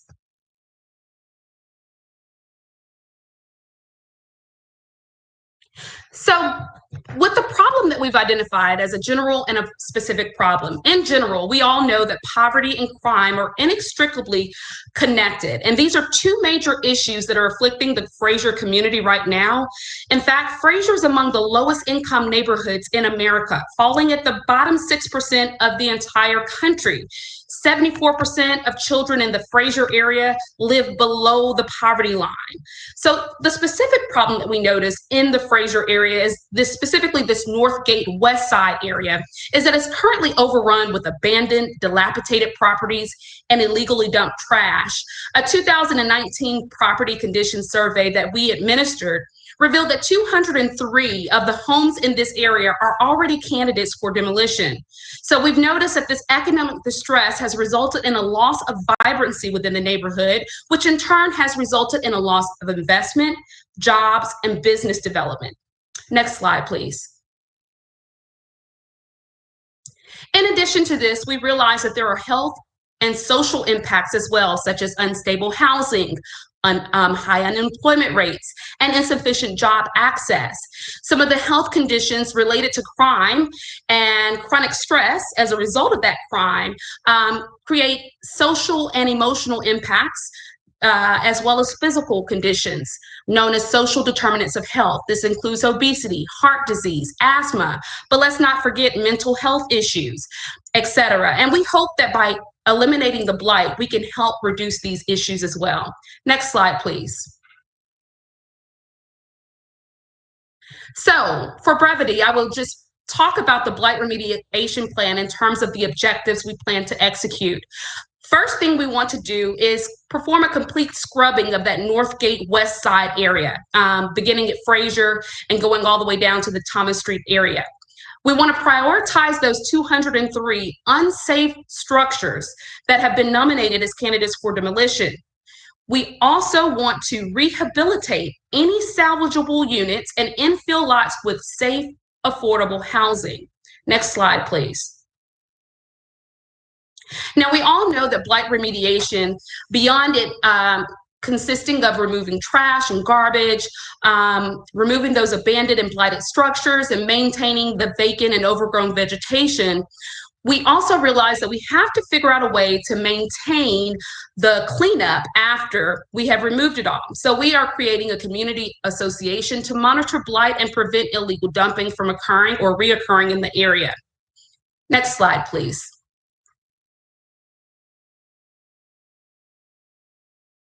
When it comes to rehabilitating salvageable units and infill lots, what this boils down to is turning those liabilities into assets by putting them back on the property tax roll. We are going to purchase those vacant properties and replace them with infill housing, as well as purchase single-family properties from the Shelby County Land Bank. Next slide, please. So over the past 18 months, our team has worked tirelessly developing this comprehensive stabilization and revitalization plan. As I mentioned before, it is a three-phase process, and we are asking for your support in the amount of $150,000 so that we can successfully implement blight remediation in the Fraser Northgate West Side community. And at this time, we'd like to welcome and open it up for questions. Next slide, please. Okay, any questions from council members? All right, seeing none. Thank you very much for the presentation and the time. And Thank you. We're going to go on to the next presentation, which is the Memphis Symphony Orchestra, and that'll be presented by Peter Abel. Hey, good evening, I hope I everybody. pronounced that right. I've missed a few names this evening. Hey, it's great. I'm happy to be here. All right, the floor is yours to present. All right, thank you. You can go ahead and go on to the next slide. My name is Peter Abel. I'm with the Memphis Symphony. Our vision is to transform our community through the power of music, and we exist to enrich the lives of our diverse community through exceptional music and dynamic programs. Go to the next slide. We were founded in 1953. We haven't received City of Memphis funding in a little while. Certainly we have in the past. In a normal year, we wouldn't call this a normal year, we have about 22,000 people purchase tickets and come to a concert, usually at the Cannon Center downtown. We also perform for about 22,000 students in schools throughout Shelby County, which is what brought this project to us. Next slide.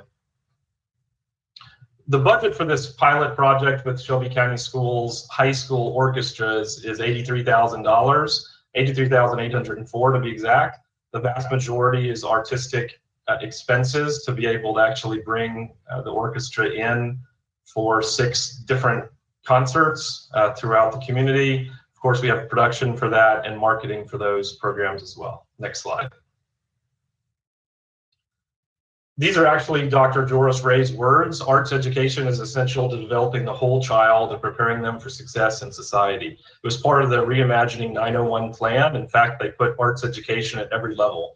I'm really proud to say that not only is the Memphis Symphony involved with a lot of our arts partners, but Shelby County Schools is really a leader in doing this already. So it's a natural partnership that we can invest in. We do know that as far as youth empowerment, kids that are in band and in orchestra and choir, they actually stay engaged in school. We also know that they have stronger language, reasoning, and spatial intelligence development. Next slide. We'd like to expand on a program we already do. We do 12 concerts a year inside of Shelby County School elementary schools. We would like to expand that into the high school orchestras and bands. Actually proposing that we work with, we named 6 schools in our application in the paper version: Overton, White Station, Central, Whitehaven, Cordova, and Soulsville, where we would actually come in a rehearsal experience, which is more of a mentoring coaching environment. And then we would have a community concert where we play side by side with those orchestras in their auditorium at their school. So it would happen in the community where the kids go to school and where the families live. The focus on youth empowerment is that this is Memphis, Tennessee. It is the most music-rich community in the world, and we're proud of that.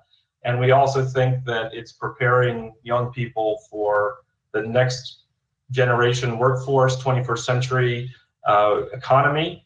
And we're very happy that we could be part of that. Go on to the next slide. It's a pretty extensive project. It's going to take about 1,400 musician and staff hours to pull off these concerts. And you can see there are some numbers from our last full season, which was 18-19, although we did have a small season this year as well. Next year, we're planning on having a budget of about $3.5 million.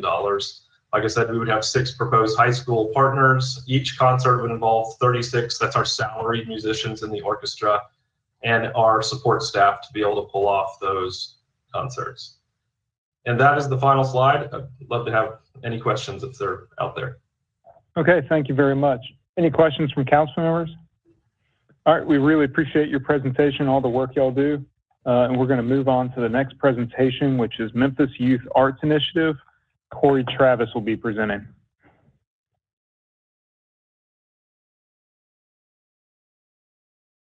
All right.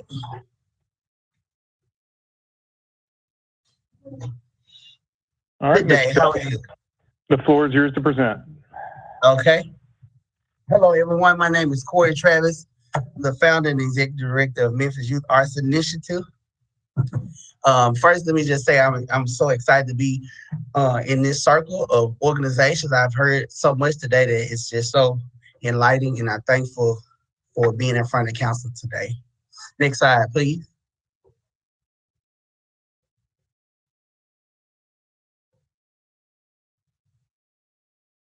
So Memphis Youth Arts Initiative is a creative arts and academic enhancement organization that I created back in 2019 that focuses on providing ways for youth to continue learning while engaging opportunities geared towards helping them transform through music, movement, and motivation. And so as part of our mission statement, we basically say we are creating leaders through embracing the arts. So we use it as a bait and switch. We offer them arts. We can teach them what they like to do. In exchange for that, as people and persons, we make leaders out of them by working on their character and integrity and things like that. Next slide, please. We've been doing this for about 6 years now, but as officially we started in 2019 under the name of Memphis Youth Arts Initiative. We are a newly founded 501c3 as of January 2021 this year. So this is our first time applying for funding. And also, All of the information is down there. I hope I did my research right, and we're located in District 4 and Super District 8. Next slide, please.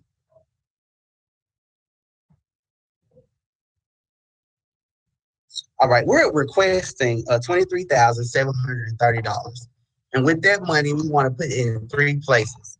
And so from that, $10,000 will go to program expenses, another $10,000 into co-working space and facilities, and then the remainder $3,730 into our events and community engagement. And so what we want to do with our program expense, performing arts is expensive. And one of the things that we run into problems with is transportation, also providing adequate uniforms for our students and things for them to wear when they are performing. Performance and performing the arts, and when we go out and do the arts in the community, is one of the biggest things that we do as an organization. And so those programs that we have that help us get those performances done cost a lot of money. Facility is very important to our program. We have to have a safe place and a safe space for our children to operate and to come together and learn from us. And so our facility is a really big piece to what we have. We currently are leasing a space with future goals to soon build a building or have our own location. And then the last part of the money will be used in events and community engagement. And so we're already doing a lot in the community, but we want to do more from our organization standpoint for the people in the community and also the city abroad. Next slide, please. Our problem and what we're seeking to solve in the problem and solution real quick is just giving kids something to do. One of the things we always say is all kids need something to do. Idle mind is the devil's workshop. And so we've learned from our previous results that if we give the children and the youth something to do, especially in the area of performing arts, they're able to practice on it, focus on it, and execute it by going out to perform. And all children are not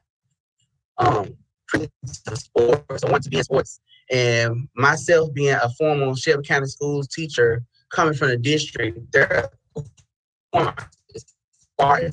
So we want to get a central place, a central person, where children, no matter if they don't have performing arts at their school or not, can come and have performing arts here in the city. Next slide. Like I said, the solution is what you see on the screen. We performed at some of these, a lot of these places that are listed here right now. And when we say perform, for us, the performance is not just a performance. This is the actual thing that the child has looked forward to doing, and they're executing what they've been learning. And in turn, we're able to perform. We're lighting up lives. The children are using their own talents to bring joy and happiness to other people. So I think that solution works great in the community with making a difference in how people feel, uplifting the community, uplifting people's spirits, and also them seeing a product of their own community, performing and having talent, going forth to do what they do in the city and keeping them out of trouble and everything else like that. Next slide, please. This just gives some information about us. We've raised a lot of money this past couple of years, solely from just donations, being out on the sides of the streets, playing the drums at Pop and Highland. We're still self-funded today. Have no funding outside of what we've asked from people on the streets and what we go perform and from our own parents. And so this tells you how many people we serve. We have 15 volunteers. No one gets paid. And at least 10 of our members per year, we're already prepared them for secondary, for high school performing arts, and also college or whatever career they want to go into. So just like tonight, Monday nights, we do empowerment sessions, and that's where we work on them as leaders. And so that is one of the goals that we have, is to increase that with the money that we have and come with the budget and everything like that. So I tried to put it in 5 minutes. I'm finished with that, sir. You're almost right on. Thank you very much for the presentation. Any questions from council members? All right, seeing none, we appreciate your time and your patience in waiting with us, and we're going to move on to the next presentation, which is the Mid-South Community Justice and Mediation Center, and the presenter will be Stephen Fields.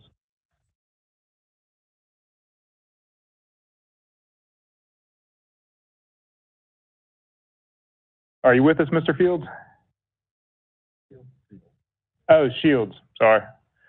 Yeah, can you hear me now? Yes.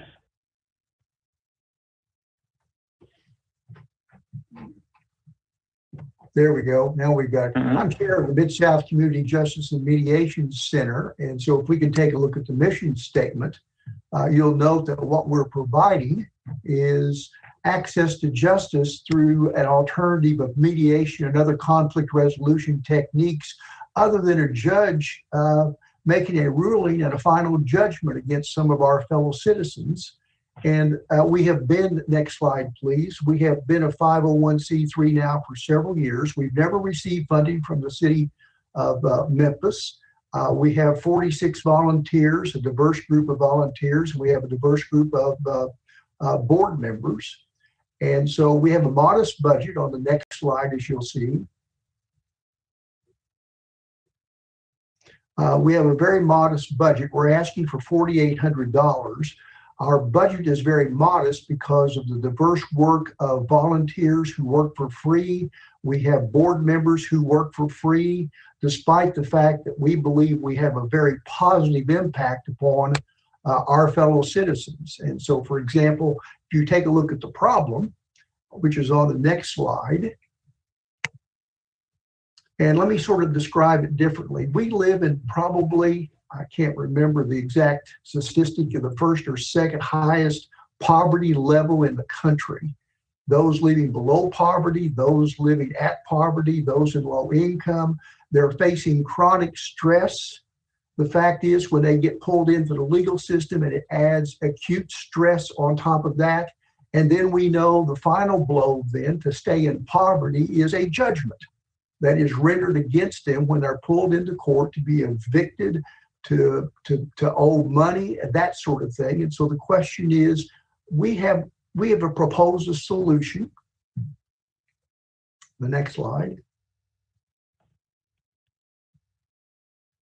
Let me just simply tell you about what we do. We go to court. We used to go to court. Now it's much more virtual. And we actually help mediate cases then. The judge refers cases to us. And that way then, rather than getting a judgment, because we know the impact of a judgment on someone, rather than getting a judgment against them, and we also do a lot of landlord-tenant cases where we help to avoid eviction or at least work out some payment plan that will allow the person to stay in their home as opposed to maybe ultimately being homeless.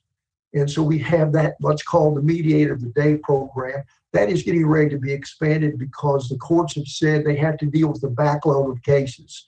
Those backlog of cases in West Tennessee are going to come to the South Community Justice and Mediation Center. We're going to be taking a look at those. A lot of those are going to be landlord-tenant, and we will help be the voice of those tenants in trying to work out a resolution of their disputes. In addition, another initiative that we are not going to be starting soon, we hope, is medical debt. I work with the Access to Justice Committee in the state. We're starting a program in Chattanooga in Hamilton County in which a hospital there will now refer to mediators every debt between the hospital and a debtor without filing suit. And if the debtor wants to engage us as a mediator, and I've already done several trial runs there, is that then we're going to work that out without them ultimately then either having a default or a judgment against them, which we all know has such an adverse impact upon them. We then plan to go to credit. We're now in discussions here in Memphis to try to start that program. And so as a result then, we think we have a very positive impact for the very modest budget that we are proposing then. And so if we can take a look at the last slide then. And so we've got 46 volunteers. They work for our pro se clients, that is self-representing clients who come in to the courtroom.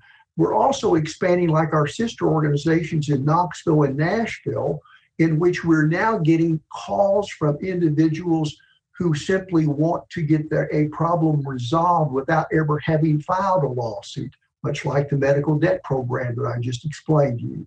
So we think that we've got some real positive impact upon our community when our fellow citizens are really faced with these extra burdens placed upon them of all the stress. What they don't need is the stress of an additional judgment against them. What they need is a resolution without that judgment. And we thank you for the opportunity to present this evening. And I'm delighted to find out about the other organizations who I intend to reach out to work to achieve some collaboration. So thank you very much. Thank you so much. I really appreciate everybody that's still left and has been hanging in there with us, council members and staff included.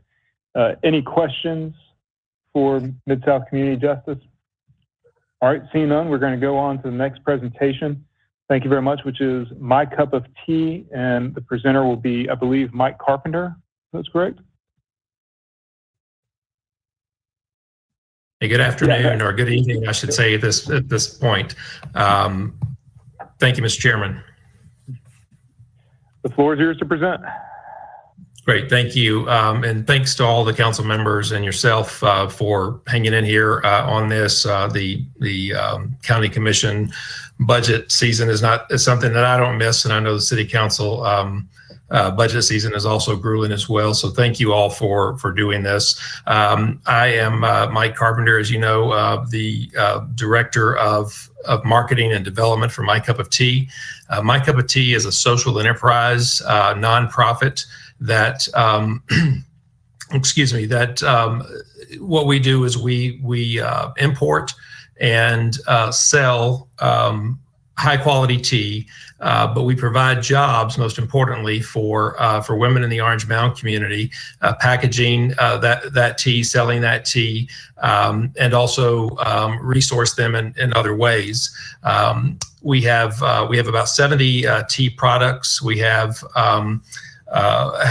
8 of those are a Memphis branded. I don't know if you can see this or not, but this is one of ours, 901 of a kind. Just want to give you some idea of what we do if you're not familiar with us. And we are located at Carnes and Sims, is where we package the tea and distribute it online through our online store, and also in about 21 locations in the Memphis and Shelby County area. Could we go ahead and move to the budget slide? Thank you. So currently we employ 15 women at My Cup of Tea. Since the beginning of My Cup of Tea, we've employed about 40 women, impacting somewhere over 300 people in the community. We come to that number because most of the women that we've employed, it's not just themselves. They're taking care of children and grandchildren, and struggling to make those ends meet. And so one of the things that we're trying to do is help provide a job and some skills and some training, and in an environment that is safe, so that they can take care of their families. So what we're asking for is $25,000 specifically for salary expense. During the last year with COVID, we were fortunate to receive a COVID mitigation funding from the Community Foundation, and we also received some PPP funding, which both of those together were a lifesaver in terms of wages. And so we actually ended up having a very strong year. So we're asking for $25,000 that would go directly to the wages of women in Orange Mound. Next slide, please. I won't go into a lot about the situation in Orange Mound. I think most of you are very familiar with the struggle in Orange Mound, as well as other communities in our area. I will point out, though, the reason that we're focused specifically on women is that 55% of the community is female, 40% of female-led households live in poverty, and 36% of households with children are led by single mothers. So that's why we decided way back in really before 2015 that we would focus on women in the community. Next slide, please. Our solution, as I've said, is providing jobs, packaging and selling tea. Our wages are $10 to $15 per hour, and this is part-time work. The average wage right now for most of the women who work for us it's about 13 or 13.50 right now. Our supervisors are making 15 per hour. They all started as packagers and worked their way up. In addition to those wages, we have an emergency fund for car repairs, utility bills, all kinds of things that arise that, for a lot of these women, just as they're starting to feel like they're making some progress, a major car repair takes their knees out from under them, and we want to be there to support in that situation. So we maintain an emergency fund. We provide their uniforms at no cost. We provide clothing when necessary, Christmas bonuses. They eat lunch daily. Every woman that wants one has a vegetable garden on our site for fresh vegetables. And then we make sure that they see a physician or a dentist at least once a year. And then finally, I'll point out just what we're super excited about. In 2020, we had two of our longest working employees, both have been with us about 6 years, become first-time homeowners. One chose to buy an Orange Mound just down the street from us on Sims, and the other in the Alcee Ball community. But we are thrilled for them, and that's exactly what we wish for and hope for the women that are working at My Cup of Tea, that they'll be able to aspire to and do the same. Next slide, please. Oh, I think that's quantitative goals. Yeah. So quantitative goals, I mentioned that it's part-time work. One of the things that we are working to do is to take the 15 employees that we have now and make sure that and bring them to full-time status. Because we're a social enterprise and we operate like a business in a sense, a lot like a business, I'll say. This is tied to how much tea can we sell and tea-related products, and so the more we sell, the more work we have, and the more hours that we can give our employees and move them to full time. We also want to double the number of women that we can employ at one time. We have the space to do that and have space for expanding, but again, it comes to our tea sales. And then to the I guess fourth bullet point down there, just to explain that right now our model. Our revenue mix is we get 65% from donations and 35% from the sale of tea. But our goal over the next 3 or 4 years is to flip that so that 65% comes from the sale of the tea and tea products, 35% comes from donations. That's the long-term sustainability model for us, and we feel confident we can get there. Through our online store, we actually have customers in 42 states. So we're getting the word out about what we're doing and poised to grow, and would just be grateful for whatever the council felt that they could do to support our work. And thank you so much. All right, thank you so much, Mr. Carpenter. Any questions from council members? All right, no, it's a great organization you got, and we're going to move on to the last presentation of the evening. The National Coalition of 100 Black Women Memphis Chapter. Ms. Katrina Thompson, are you with us? Yes, I am. All right, the floor is yours to present. Okay. Well, good evening to each of you. It is a pleasure to have the opportunity to speak to the council regarding the National Coalition of 100 Black Women. Next slide, please. I am Katrina Thompson, the president. Our mission of the organization certainly is to advocate on behalf of women and girls and to promote leadership development, gender equity in the areas of health, education, and economic empowerment. Next slide. Our organization was founded by our national organization in 1970. The Memphis chapter became a 501c3 in 1983. As a result, we have been working in the Memphis area for now 38 years. We have never sought funding from the city council, and we're excited to have the opportunity to do so. Next slide. The budget that we're requesting is for $13,000. Our budget specifically will be to continue to support women in the Memphis community and Shelby County. Of course, our specific focus is on Black women and girls, and I'll talk more about that as we go forward. But in the $2,000 that we're requesting, it is for technical support to continue to support the women who attend our conferences, our workshops, and our events that we provide free of charge to any woman in Shelby County who is interested in attending. Additionally, we host conferences, workshops, and community events that are open to the entire public. Next slide. The problem that we see, of course, is that there is an inequality of opportunity which can lift upward mobility and disparities in the areas of health, economics, and education. Again, we aim to educate, empower, and bring awareness to the Memphis community, and certainly for women. Next slide.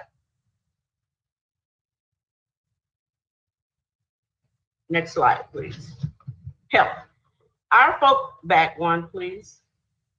Our focus is specifically in 3 areas. We focus on 3 initiatives, and they are health, economic empowerment, and education.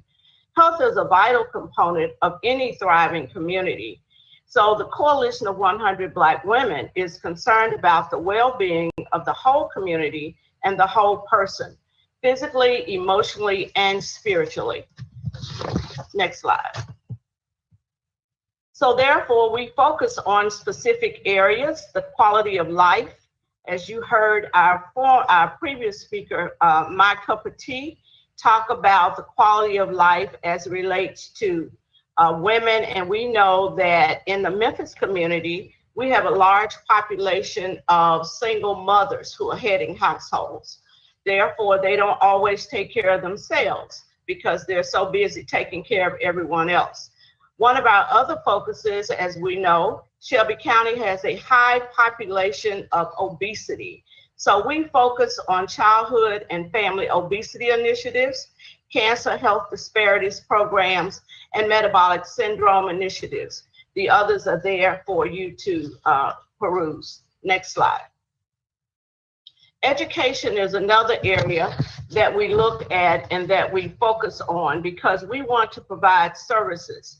We have traditionally provided scholarships to graduating high school seniors. Each year, we have given at least $8,000 to graduating high school seniors to help them achieve their educational goals. So our primary focuses are to eliminate disparities, improve outcome and the graduation rates, focus on vocational college preparation, mentoring, and STEAM education, as well as access affordability. Next slide. Economic empowerment. We know that economic programs focus on financial literacy, family wealth building, and entrepreneurship. These are critical areas for us because we realize that we want to maintain and promote self-efficiency for the population that we focus on. One of our major initiatives this year has been our Sisternomics program, and we had the pleasure of having one of the councilwomen, Councilwoman Patrice Robinson, to be one of our presenters that presented on pay equity. Additionally, we talked about entrepreneurship and business ownership growth and investments. Investments that focus on real estate, saving for college, buying a home, and retirement. Next slide. The solution. For over 38 years, NCBW Memphis chapter has been a unique community organization that promotes leadership development, financial literacy, gender equity, education, health, and economic empowerment. As I mentioned earlier, we provide all of our workshops free of charge and conferences, and those events are held to empower not only women, but youth as well, and to help build a stronger community. Additionally, we look at providing these services for a diverse group of participants, and we aim to create an environment in which open dialogue and sharing of knowledge and experiences that will promote positive thinking and the reinforcement of self-worth. Next slide.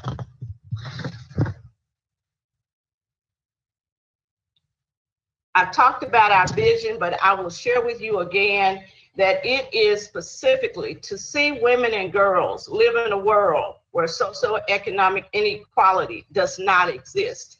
We positively want to affect the Memphis community by raising awareness and providing impactful community service throughout Memphis and Shelby County. Next slide. So some of our community priorities that we continue to work on are youth empowerment, where we provide strategies for youth that will help them to build self-esteem, awareness, leadership, and confidence. Additionally, it's economic development, where we continue to look at what is it that we need to do as an organization to create creative thinkers, increasing their potential and opportunities for building their future. Poverty, as we know, when we look at Memphis and Shelby County, our goal is to decrease those disparities around income, health, and wealth within our community. Next slide. Some of the things that we have done in the Memphis community that help us to promote youth, provide conferences and workshops for women. And I talked about scholarships already, which is an annual thing that we do. Additionally, we have our Young Women of Excellence Conference, which is free to any young woman between the ages of 10 and 18, which will be hosted next weekend, and it's free of charge. We bring phenomenal speakers to talk to the girls about life and about what it takes to ensure that they have a successful future. We partner with Shelby County Schools, Memphis Academy of Health Sciences, and we offer a number of STEAM projects for our young ladies who participate in our program to introduce them to science, technology, engineering, and mathematics. Additionally, we meet with them twice a month to ensure that they are working with us as well as the parents who are involved intricately to make sure that we are offering things that are of value to them, workshops that keep them engaged, as well as engaging the parent. Next slide. If you could begin to wrap it up. Yes, thank you. Our collaboration continues to form partnerships and collaborations with all kinds of organizations. We have actually currently have a partnership agreement with Shelby County Schools. We've received funding and support from FedEx, International Paper. We talked about Memphis Academy of Health Sciences, Methodist Labana Healthcare to help us to implement those programs that I talked about earlier. Last slide, please.